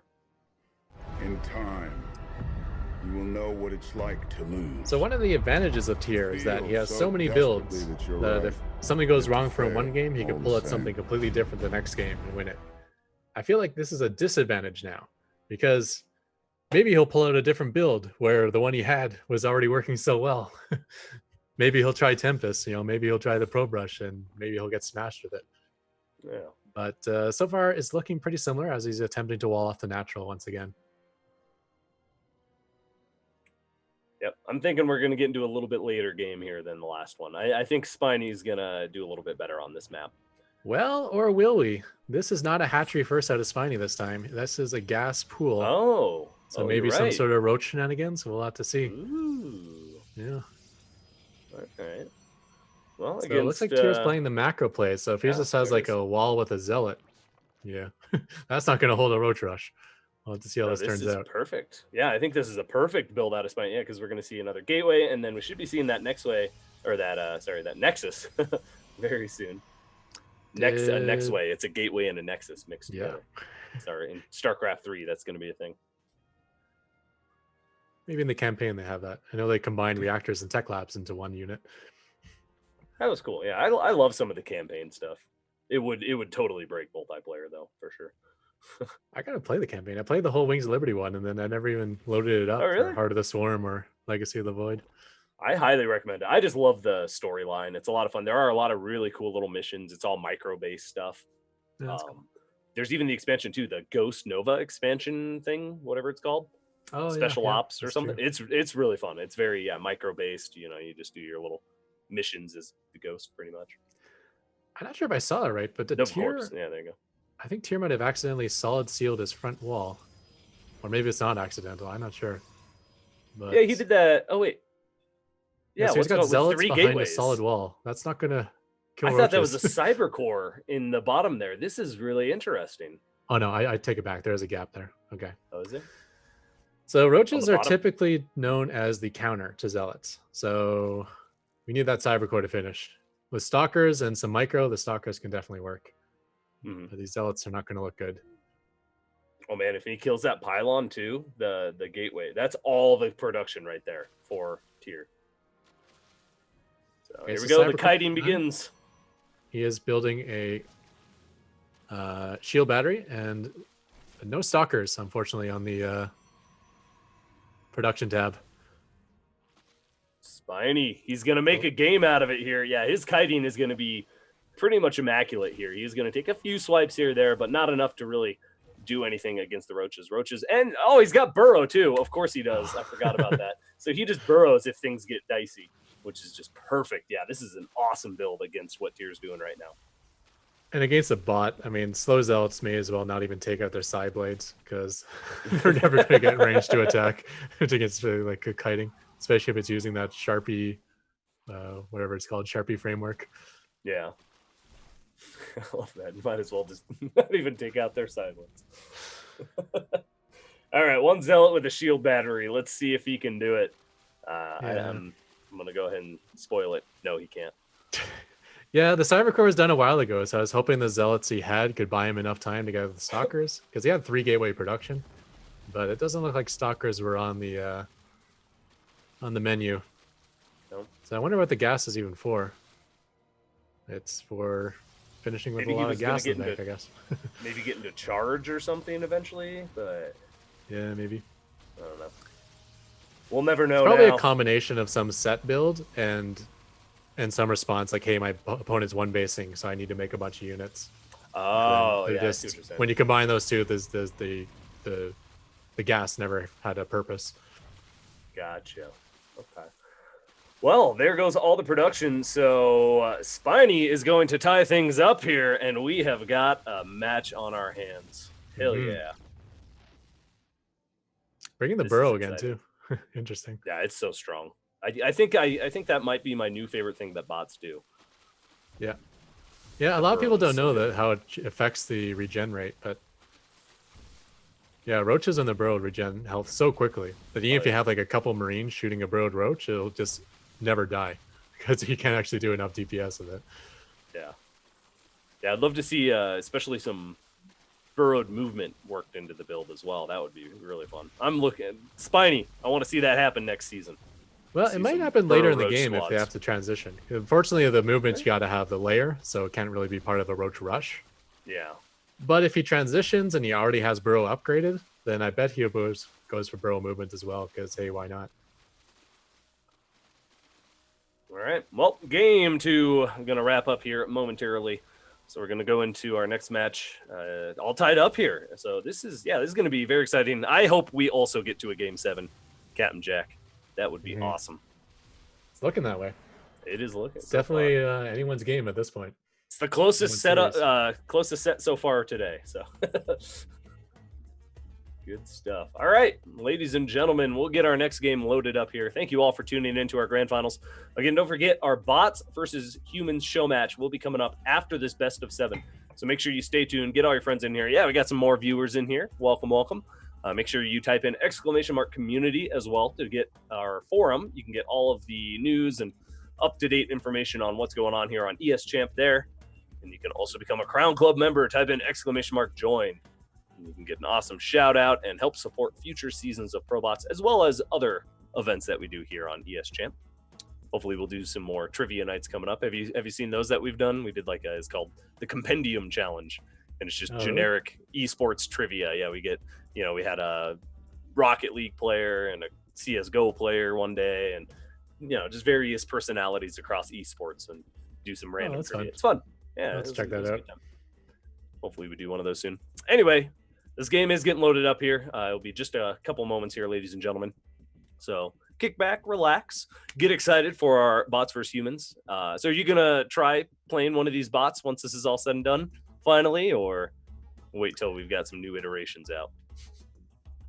I think my plan is to save it until I'm really happy with what my bot's at. And then on my own stream, I'm going to play my own bot for the first time and see who wins. Ooh, awesome. Yeah, I want to check that out. And then from that point forward, I'll try playing all the different bots. Ketrock versus Ketrock Jr., the show match. Yep. good times. We both like the long macro games, that's for sure. Yeah. Thunderbird will be our next map. Let's go ahead and roll it whenever we're ready. Game 3. Here we go. All right. Having just tied up the series, we got the red Zerg in the bottom right. It is Spiny.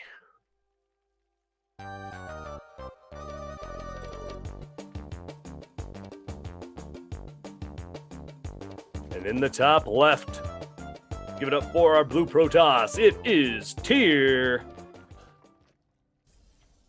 In time, you will know what it's like. Oh, you know what this is looking like?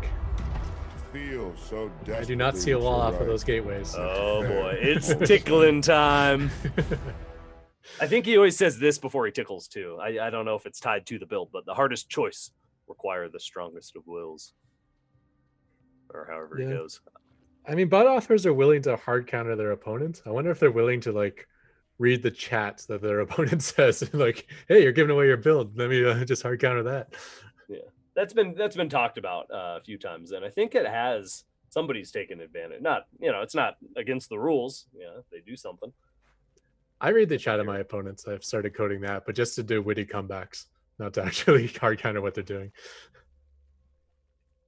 Yeah, that actually might be true, Raf. This might be the first time that a finals isn't a total sweep here on Probots. Wow. Okay, so I am not voting for Tickles here. Here we go. It's tickle time. The probes He's got roaches with drones. I don't think it's looking good for Tyr. I thought the issue with this adding zealots to the probe rush was that you allow your opponent to get out some army units first. So in theory, I feel like it should be worse, even though it's been working really, really, really well. And this might be this theory coming to fruition. Those are 2 roaches on the production tab. And they will be infinite life roaches because they get to burrow. Yeah, he's lost maybe 5 roaches in all his matches today. Just very few. It was when the Cyclones got lucky and both locked on at the same time. It was the only time I think they died. And they kite, and they'll go into that little crevice there, but they'll keep kiting anyways. Let's see. Oh, and he does pull the workers. Perfect. Nice. Yep, this is Spiny's game. Yeah. For sure. Rip your tickles. Spiny with some crazy builds here. He's making a match of this. That was a hard counter, and that was handled perfectly. Mine's right up until the very last second, and then attacks the drones with the roaches. Couldn't have done it better myself as a human. Well done. All right, so game number 4. What do you think we're going to see? More tickling? I think I heard... I know last week Tyr said that his bot was going to just do the probe rush every game until it loses. So if he has that sort of same logic, obviously he's not doing that this series, but maybe he'll still have the same thing. Okay, he'll use this build, and if it loses, he won't try it again. So I'm guessing this is the last time we'll see at least this version of the Tickle. Maybe we'll see the Sentry Tickle, but the Probe Tickle was a huge loss. Yeah, well done. I still really want to see the Sentry build out of tier. I'm hoping that gets pulled out. Very good chance that it does. You know, we've got a handful of games still. But yeah, that's pretty much it, folks. 0 workers for tier. This, I think, is the last Zealot. And there it is. GG. Tier knows. So if it were a standard Probe Rush, where you just Probe Rush right at the very start of the game, there could have been a different result. We would not have seen the Roach Warren be relevant at all. But yeah, this is the downside of waiting for those Chrono Zealots. I think tier is our only bot that GG's out, too, if I recall correctly. He's one of the few. Yeah, the very few do it. That's perfect, because too. It's You just something. knew. As a coder, it's like, this is work I have to do that doesn't help me win at all, so why do it? And also, what if your code fails and you GG out of a game that you're actually winning because you analyze the situation wrong? I'm always worried about that, so I can understand why many bots don't GG out. Yeah. Oh, are these matches not in order? Is that true? Are we being lied to right now? Well, I'm being told they're in order, everybody. So Okay. that is no. We've, as far as I know, we've been quite good about it this season, making sure. Yeah. No, this season we've been on point. You know, in previous seasons we have had them a lot of mix-ups and stuff, but no, these should all be in the order they were played in, is what I'm being told. So. Yeah. All right. So game. Tier's saying that he doesn't know which builds are coming. That's why he thinks the replays are out of order. I feel like his bot has finally become self-aware. He's like, maybe I can't take any more builds. 60's too much. I won't allow it. I'm taking over now. I want to live my own life, Dad. Do my own thing. All right. So game number 4 here will be on Triton for our next map, and we're gonna go ahead and move there right now. Thank you, Dusty, for those subs as well. And H-Jax for the Twitch Prime. Wow. You are all awesome. Good stuff. Great, guys. All right. In the bottom right, going up 2-1 after being down in the series, we have the Red Zerg, Spiny.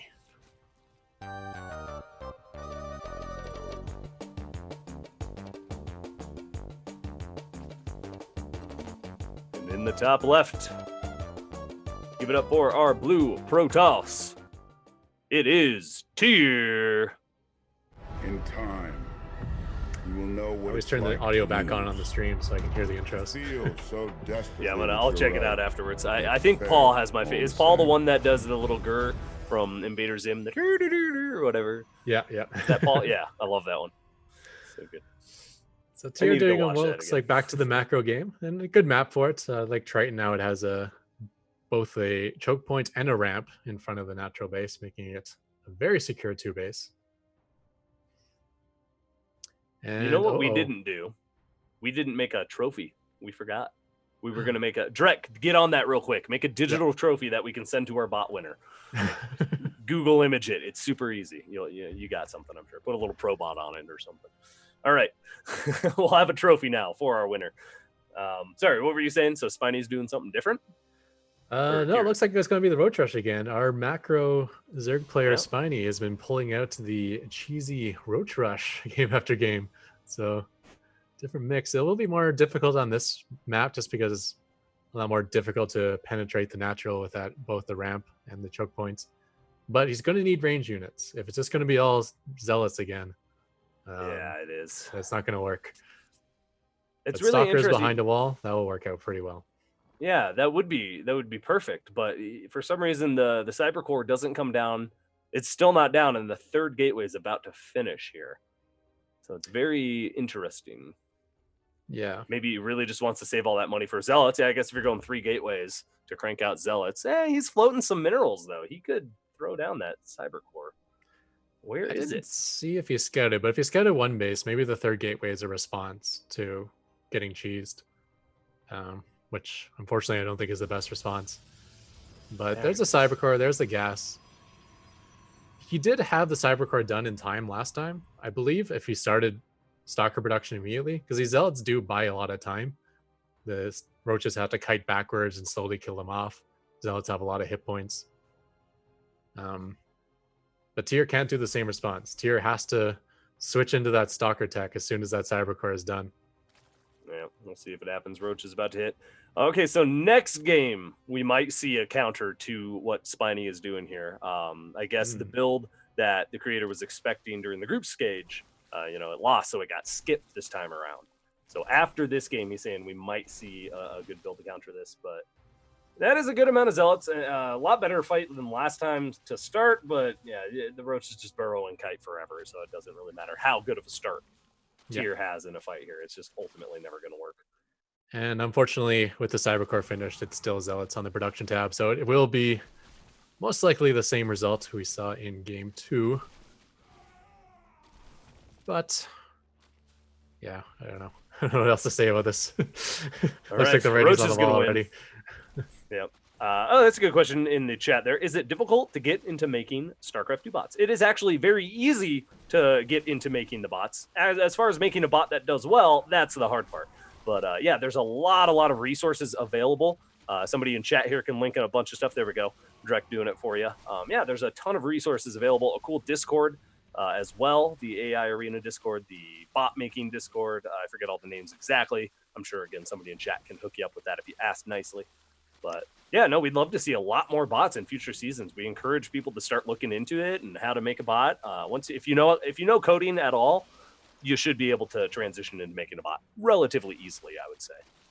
Yeah, I mean, there's a reason these scripted bots are called if-then bots, right? If you can do if statements and you can do loops, then yeah, I'd highly suggest just downloading one of the open source bots and just playing around with it a little bit, getting used to the API, and then yeah, from there you can start working on your own. Do I think it would be an appropriate? What do you think, Ketrock? Do you think making a bot would be an appropriate machine learning master's thesis project? I think it's actually been a master's thesis project, if I'm not wrong. This is kind of a little before my time, but I'm pretty sure people have done this for either their master's or a PhD. It's definitely a good source to play with machine learning, that's for sure. Mm-hmm. All right, well, here comes the final little push here. Probes going out one by one to die as they try to build a building and just amass them all over. It's just, all right, so yeah, Spiny's going to go up 3-1 here is on match point. So I'm really hoping that Simon's prediction is true and Tyr pulls out a build that can counter this and maybe bring this back a little bit here. Because, again, Tyr does know other things. So it's really interesting that we saw the same build twice in a row against Roaches. But I think you're spot on. You know, he sees the one base and is like, oh, I need Zealots. He's rushing me. I need units. So he just really prioritizes those Zealots, unfortunately. That's like, it's gotta be frustrating to watch as Tyr. It's like one of those situations where like, just give me 10 minutes to code something different. Let me get it uploaded before the next game. It's just, you can't test every situation. And he probably just hasn't tried it against a Roach Rush before. Nope. There we go. GG gets called. I love it. Tyr knows to tap out. Yeah. And we will be moving on to game 5. What could be our final match here. Spiny looking so strong. Good stuff. And I believe this is Spiny's first Probots. Correct me if I'm wrong in chat there, but I'm pretty sure Spiny's first run, no? Oh, is it his second run? Was he here last season? Oh yeah, I think you're right. Yeah, I think it feels like that. I don't know. Feels like he's a veteran bot just by how well developed the bot is, but everyone's like, I'm new to the scene, so I'm not sure who's been along for how long. Mm-hmm. Yeah, first run. This is Spiny's first run according to Rasper there. So wow, good for him. Yeah, no, Spiny has been doing awesome. It's so great to see, especially against some of these top bots like Tyr. Tyr has always been in our semifinals and our finals usually. In multiple seasons. Micro Machine obviously has been around for a lot of the finals, but got knocked out here. So yeah, no, it's very, very impressive. Well done so far. All right, let's get our next match loaded up. We'll get that rolling in just a moment here. Again, once this is all said and done, we've got those humans versus bots show matches. So stick around. Make sure you get all your friends in here. Tell them to check it out. We're putting AIs up against the humans. Yeah, that'll be fun.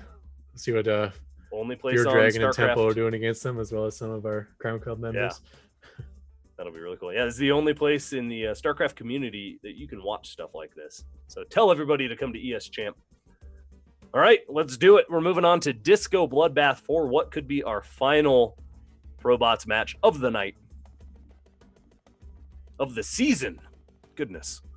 Wow. What a split. In the top left, we have the Red Zerg Spiny going for the kill. Up 3-1.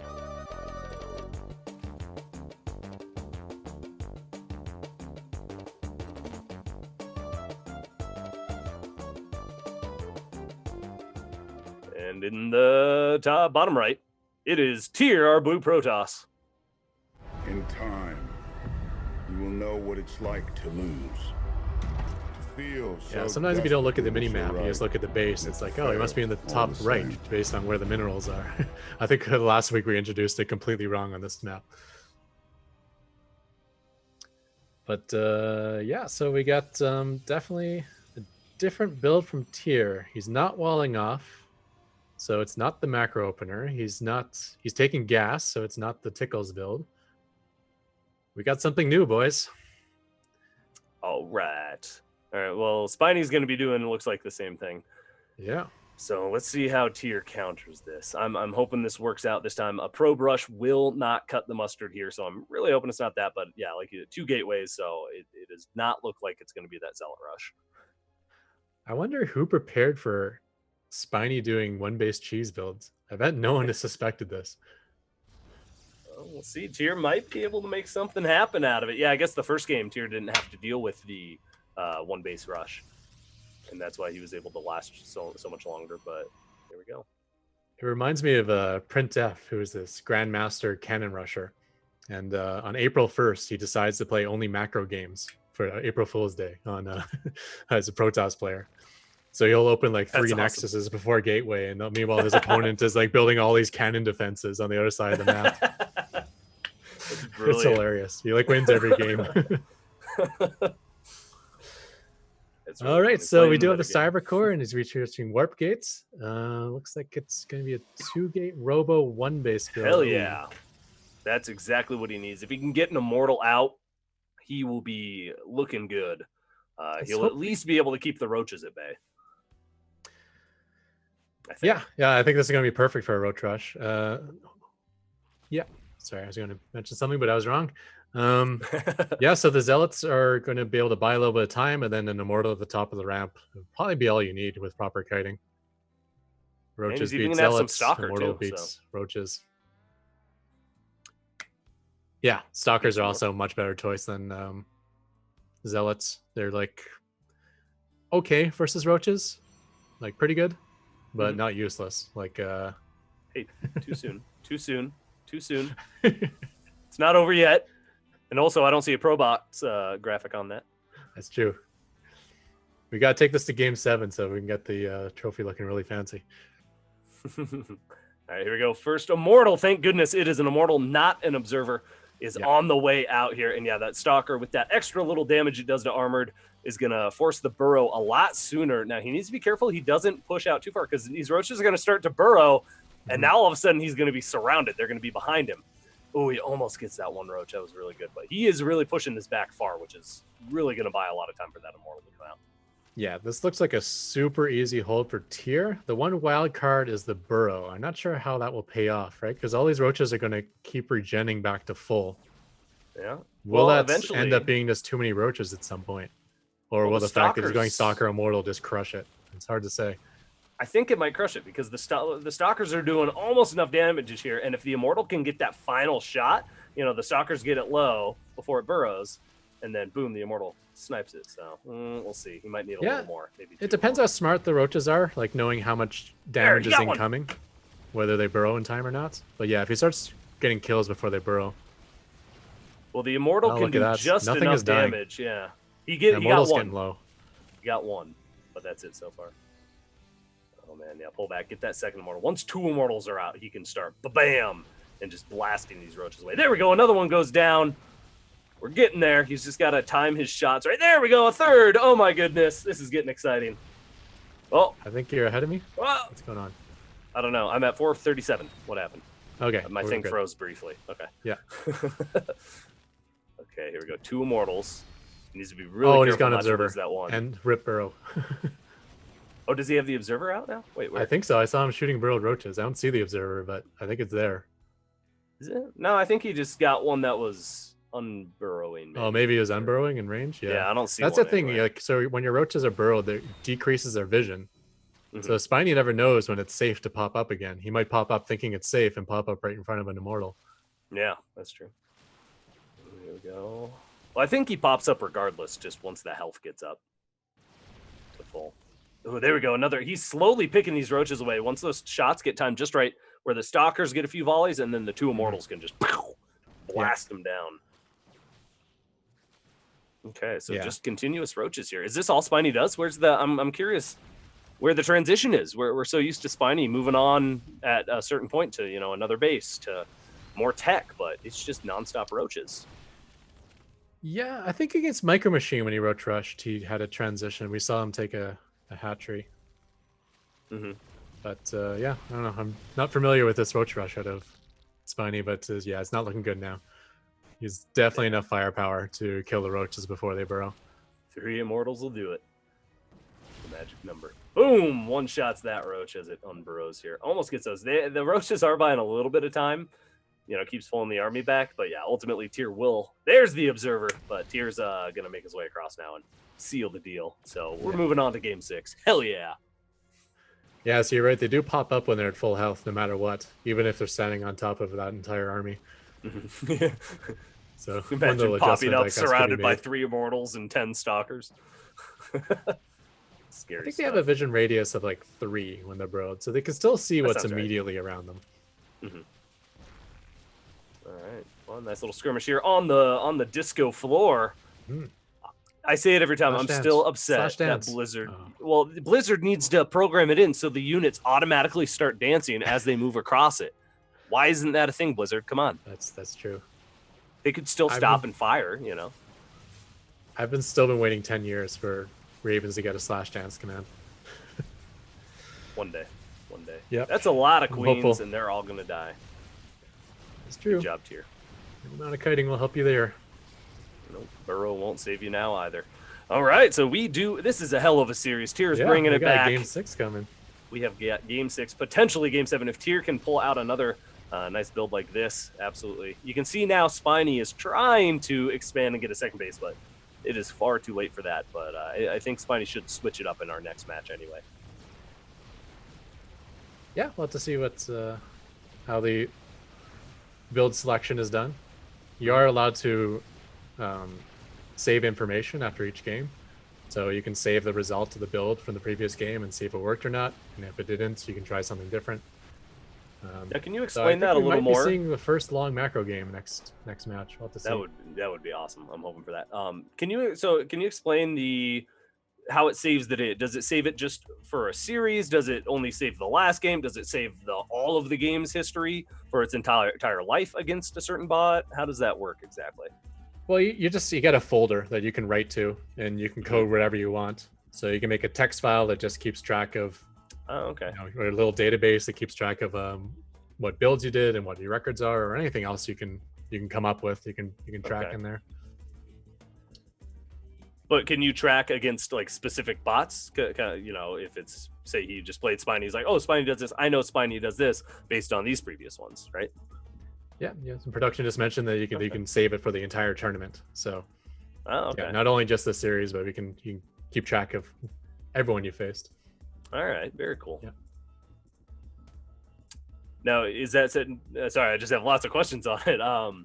Do you have to set that kind of every day, or is it something you can just do program once at the beginning and be like, okay, keep track of this, and then just kind of forget about it for a while? Or do you have to kind of every week check it, fine tune it? Is it something that you really have to maintenance? I'm not sure. I assume you can upload your bot with pre-existing data in it. So if you want to like keep track of your win rates with different builds on the ladder and then apply that to how you play the tournament, I'm sure you can do that as well. Okay. I haven't All done right. it myself, so I'm not an authority on the topic. Okay. I'm sure someone in chat. Yeah. So Yamabushi knows everything. In a new tournament, every bot is unknown, so you need to code it. Okay. So yeah, you do have to at least update it. Okay. There you go. All right, we're ready. Let's do it. World of Sleepers is our next match between these two. It is currently match point still for our Zerg player. So let's go ahead and roll it. Okay, in the bottom left, going into game 6, it's anyone's game, but still match point for Spiny. It is our red Zerg. It is Spiny. I heard Gur.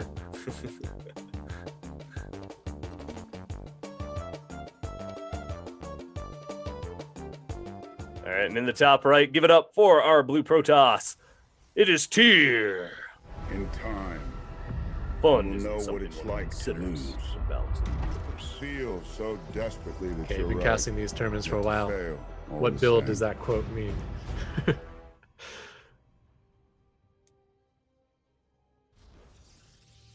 Oh man, we're talking. Somebody I just saw. We're talking over Tyr. Tyr's little video intro has a Thanos. It's Thanos talking, and he just goes for quite a little bit there.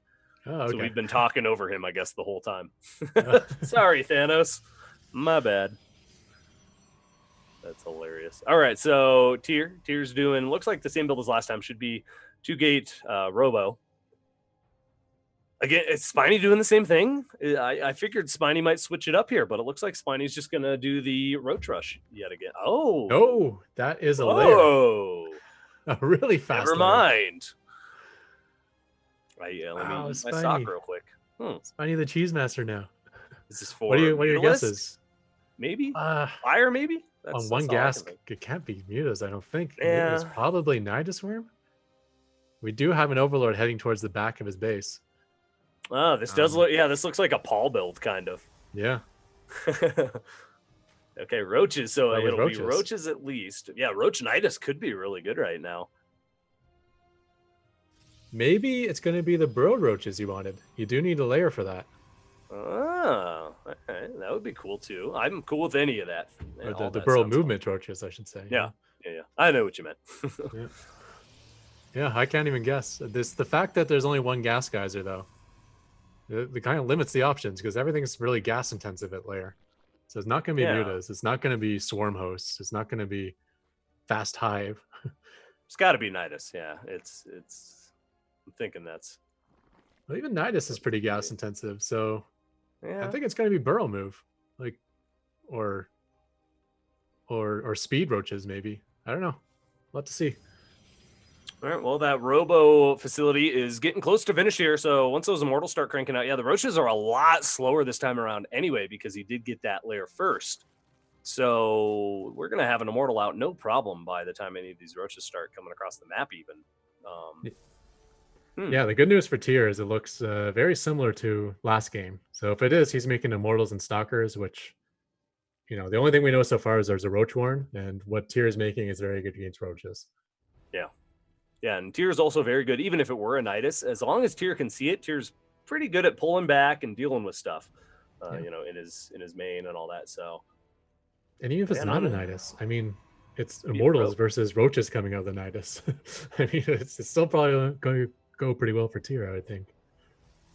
yeah, I think Captain Jack looking like he says in chat, it looks like it's going to be a Nidus because he's saying it hits a minute and a half before Pulse, but no Nidus. Uh-oh. Yeah, he's got the Overlord in position for it, but He's the Overlord is ready. He's waiting. Come on, give me the order. I'm scouting. All right. Well, this might just be a quick win for Tyr. If Tyr's able to just sit at home and build up 3-4 more Immortals and push across, the Roaches are just going to get shredded. Actually, he's just going to go across with a handful of Zealots and an Immortal, 7 Zealots. To be yeah, I'm exact. so confused. Like, he didn't even saturate his minerals at home. Took a really late expansion. Has this very early layer, but so far he's done nothing with the layer tech. So Yeah, I think it might just be a little bit of a bug here. I think we are indeed going to Game 7. Oh wow. my goodness. Ace match hype. Tyr coming back down 2 is going to tie things up to give us a best of 7 finals. Yeah, and this isn't for certain. I guess I should wait, but it's looking pretty good for Tyr. Let's be honest. I wonder if he wanted to build a production unit right where that probe is, and he bugged out because of it or something. I know my bot does something weird like that sometimes. Roach is not even getting in the fight here. They're just going to stand and wait for the Zealots to come to them, but that's just going to buy more time for another Immortal to come across. This Immortal already killing the spawning pool off, and once the Roach Warren dies too, no more Roaches will be coming out. It does mean he got to wipe out the all the Zealots for free, basically. So if he were pushing with the Roaches and the Queens right now, he might have been able to push back this attack. Unfortunately, not the case.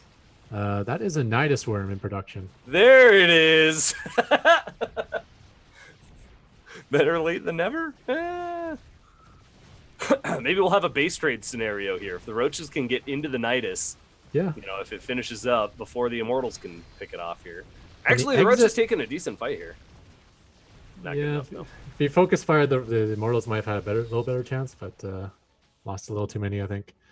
The other side of the Nidus Worm does count as a structure, so in a base trade, he will have to kill the exits of the Nidus Worm as well. But well, it's going to be a base trade with roach 3 count roaches. Just got wrecked, so... Yep, this should be it.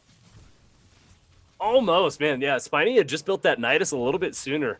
This absolutely could have crushed Tyr. You know, this would have been an awkward base trade. Tyr might have just turned around and come home right as he got to the Zerg base. And then there's all that time he's going to lose a lot of probes, a lot of his production. And all of a sudden, Spiny's in a much better spot. But yeah, just not building that Nidus in time. Yeah, it was weird because the build didn't make sense. Like, if it were a little bit crisper, like if you wanted to Nidus Worm that late, he should be taking the layer much later instead of focusing on the drones, maybe an expansion or queens. Or if you want to take the layer that quickly, you got to make the Nidus Worm right away, you know, take advantage of that fast layer. So if he did one of those two, I think it might have been a much different game here. Well, as it is, we are technically in a base trade scenario. It is just vastly in Tyr's advantage here. Yeah, so Spiny is reliant on Tyr kind of bugging out. If these units maybe never go home or something, Yeah. he'll have a chance. But it is Tyr's games to lose at this point. Oh, he doesn't even have to go home now. Actually, another Immortal just started up. So as soon as that pops out, 3 Roaches is nothing to 1 Immortal here. So, well done. We're going to an ace match. That is some hype stuff. And that is correct. We're witnessing history here. This is the first Probots with an ace match finals. Yeah. So we've gone to game 7. Not only the first game 7, but like the first game 5. Yeah, right. So we're getting a real treat this time. Hell yeah. Oh, man, this is awesome. All right, so Tyr's going to clean up this last building here, and then we'll be getting our final match loaded up, our 7th game between Spiny and Tyr here. I don't even know how to call this one because these guys have been doing some different stuff. I'd love to see Spiny do something a little bit different. I like the Nidus, but I don't think ultimately it could work out if Tyr's at home because it had it come down too soon. You know, Tyr's still at home with 2 Immortals and he shuts it down right away. So it's kind of that you got to hit that perfect window with the Nidus. So it makes me a little bit nervous, but we'll see. Maybe you'll pull it out next match and make it work. Yeah, it kind of surprises me because Spiny is such a strong bot that like I don't know much about Tyr or Spiny's PvZ, but I would have thought that Spiny would be favored in that matchup in the long macro games. So these nonstop Roach All-ins are throwing me off a little bit. Yeah. Really clever and really smart against Micro Machine, but I thought he would have just gone back to his tried and true macro games versus Tyr. Now, with that said, he did lose the one macro game he played versus Tyr, so maybe he knows that he needs to cheese it up. Maybe Tyr is his kryptonite. I don't know.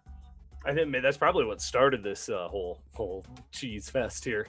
Was Tyr crushing him on that first game. Oh, yeah, that's right. Maybe he lost the macro and he's like, okay, let's go back to the cheese. And now he's lost 2 cheese games, so who knows? All right, we have got our final match loaded up, ladies and gentlemen. It will be on Acropolis. And we are ready to go. Let's do it. Thank you so much for being here, everybody. This has been an awesome finals. Yeah, it's been a great time. So on Acropolis in the top left, and game 7, it's match point for both sides now. It is the red Zerg. It is Spiny.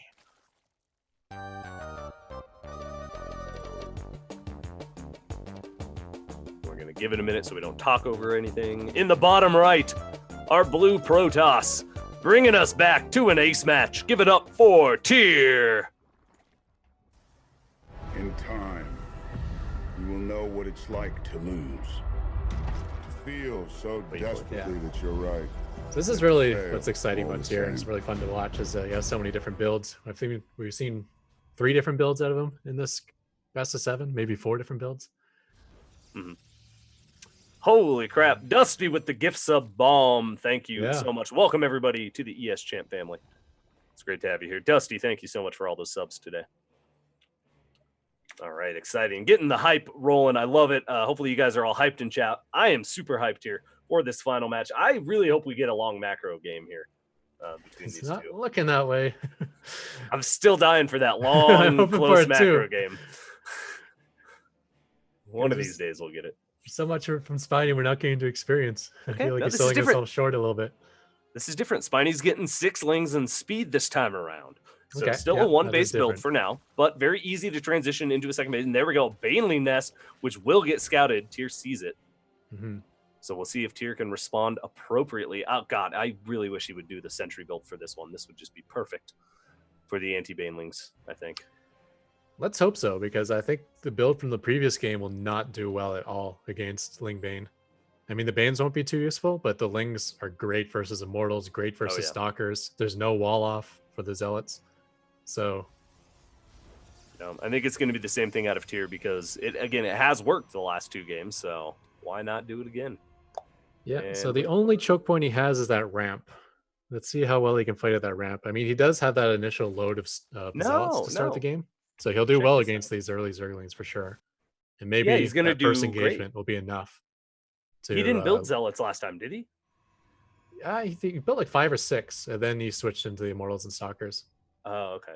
So it looks like the same thing's happening here. Just croning out 2 gateways. Okay. So I said the Banelings wouldn't have much of a use, but they actually could help him win this first engagement if he crashes them into the Zealots. Zealots are light units. They cluster up, which are both beautiful for the Banelings. Yeah, this might hurt. Get ready for some juicy Banes. Here we go. A lot of Zealots. Yeah, oh man, it's just only Zealots. An Immortal actually could help a lot right now, but it's good. It's still a ways out. Here we go. All the cookies on the line. Right, Tyr. Let's see how good your defense is, because those Zealots are gone instantly. No, he's going for the probe line. Oh no, not the probes! Oh, and in a glorious fashion, the Baneling is going to take out 10 probes or so. So the good news is that means the Zealots won the fight, right? If he crashes into the Zealots, he loses that fight, and then it just keeps going and going into victory. Could you even say they had it when the Banelings went straight for the probes, though? Did the Zealots really do much? I think this is Tyr's game. Okay, he's lost half of his economy, but these are trickling Zerglings, and I think that's all we're going to see is a Zergling trickle. The fact that he didn't take out the Zealots meant he's not going to be able to balloon this into like some sort of quick victory. Holy crap. Yeah, Tyr kept enough workers alive. The worker count's actually really even right now. I think you're right. Oh my god. The problem is he keeps pulling workers every time Zerglings arrive. So he's got 12 workers, but he's only got maybe 6 mining at any one time. Yeah, it's okay. So it's not going to be a Zergling trickle. It looks like there is going to be a Baneling follow-up. But the Immortal's here now, so the Zealots are a little bit too rambunctious. They're going to take some big hits against the Banes, and actually all might get all cleaned up. Oh, there we go. So there go the Zealots. So now the Zerglings can have a better time against the Immortal, but not if they're coming in 2 at a time. Oh, right? They'll barely even touch the shields if they do that. Just got to get that Baneling. Don't let it. Okay. Scared me there for a second. Oh, I guess it would only take down the shields, right? It wouldn't finish off even the hurt probes. Well, they do. I can't remember how much they do bonus damage to light. So if the probe already has a bunch of hull damage, then maybe one Baneling kills it, even with full shields. Mm-hmm. I think they do 35 damage, and probes have 20 shields, if I'm correct. Yeah, that sounds right. I don't know. Oh, here's the trickle again. Spiny, you can't keep trickling in. If Spiny can just group up, here we go. Another little round of banelings is coming in here. If he can get the immortal, I feel like Spiny can do this still. This is definitely not over. Not a lot of zealots coming out again. Like you said, Tyr keeps pulling the probe, so he's not getting as much mineral income as he needs to be able to get a big enough army to deal with this. And banelings are getting some juicy hits, man. If the baling trickle times well with the new Zerglings arriving, then he's pulling his banelings back. Wonder what that's about. Is there something going on the other side of the map? No. Maybe he's going to try to get a few Maybe more. He's transitioning. Oh, he is. He's droning. Oh, okay, interesting. What?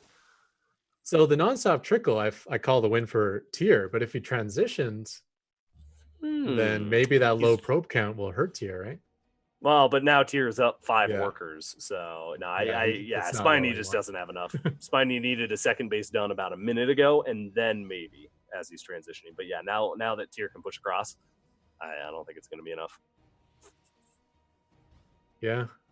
It's weird. You see Balings blow up in a mineral line, and you're like, oh, that's great. But I think by doing that, it cost him the victory.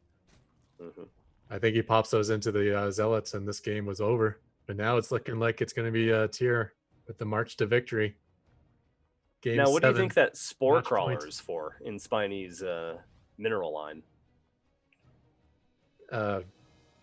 Corsairs? Is he anticipating DTs? Or I don't know. Maybe he's anticipating Phoenix or an Oracle or something, or I don't know. It's a weird choice. I'm not sure.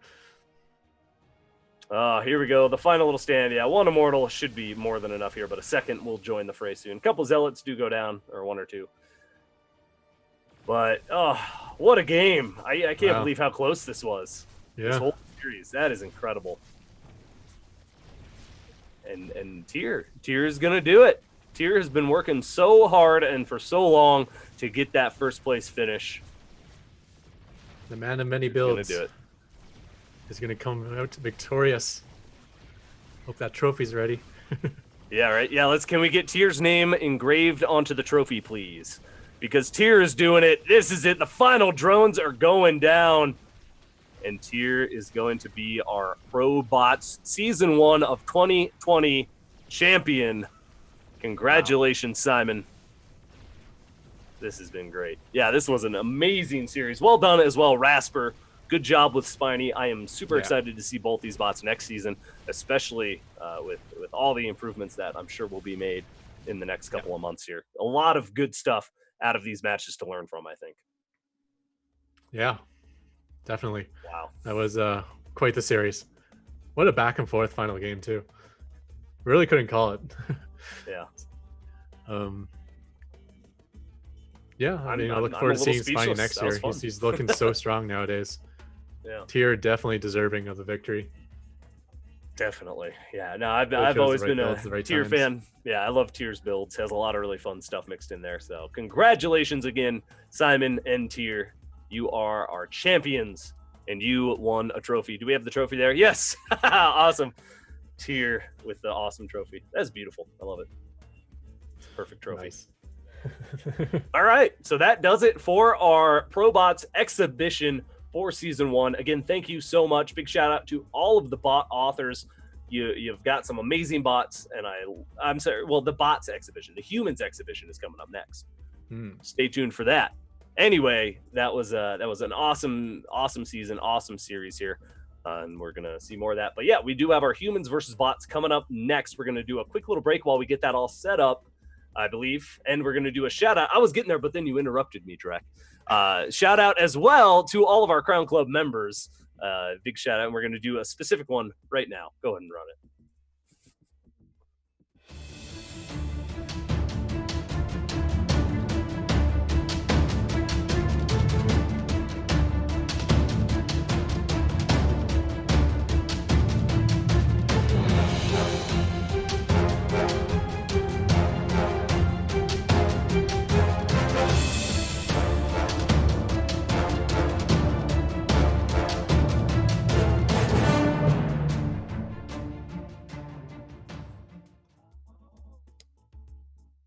Yes.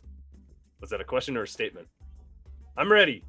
Okay, it sounded like a question. Welcome back. Thank you so much, Conrad Gold. Big shout out to him and all of our Crown Club members. Again, type in !join to see how you can support future seasons of Probots. And aspiring bot makers, make sure you check out all the resources available to you as well. We've got some cool segments on our YouTube. You can check out the ESChamp YouTube and check out Bits of Code. It's a cool little segment. There's some cool Probots VODs there that you can kind of check out and maybe learn from. And as well as other content. So definitely check out our YouTube. What else we got? Did the Crown Club. You can subscribe on Twitch. That supports Probots as well. And be sure to check out our forum for all the most up-to-date information on what's happening here on ESChamp. Type in !community. You can get all the information for next season. Again, season 2 will be happening in about a month or so.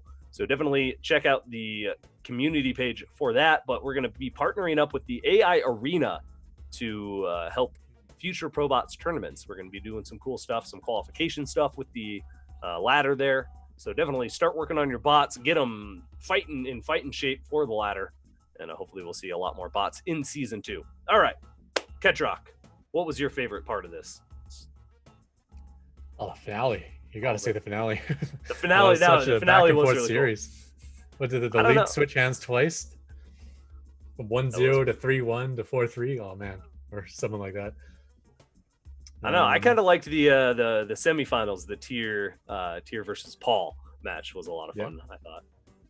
But, definitely, what I was most impressed with was the hard counter that Spiny came up with versus Micro Machine. Yes, he turned the unbeatable bot into trash. He crushed him into trash. At least until Micro Machine is updated again.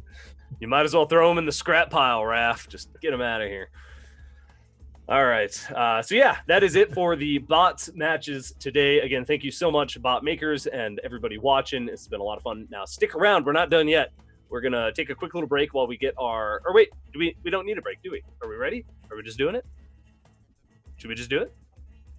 Okay, we're taking a break. We're going to take a quick little break, and we will be back with our bots versus humans show matches. Again, we've got games from players like Fear Dragon. We've got some from Tempo. Dusty, one of our Crown Club members, has also submitted some plays. Again, if you want priority access to play in this specific exhibition at the end of the seasons, become a Crown Club member, and you will have priority and first access to play against these bots. So definitely check that out. Again, !join in the chat. All right, so we'll be back after just a quick little break. Stay tuned, everybody, for the wrap up here of Season 1, 2020 Probots, Humans versus Bots. It's happening. We'll see you then.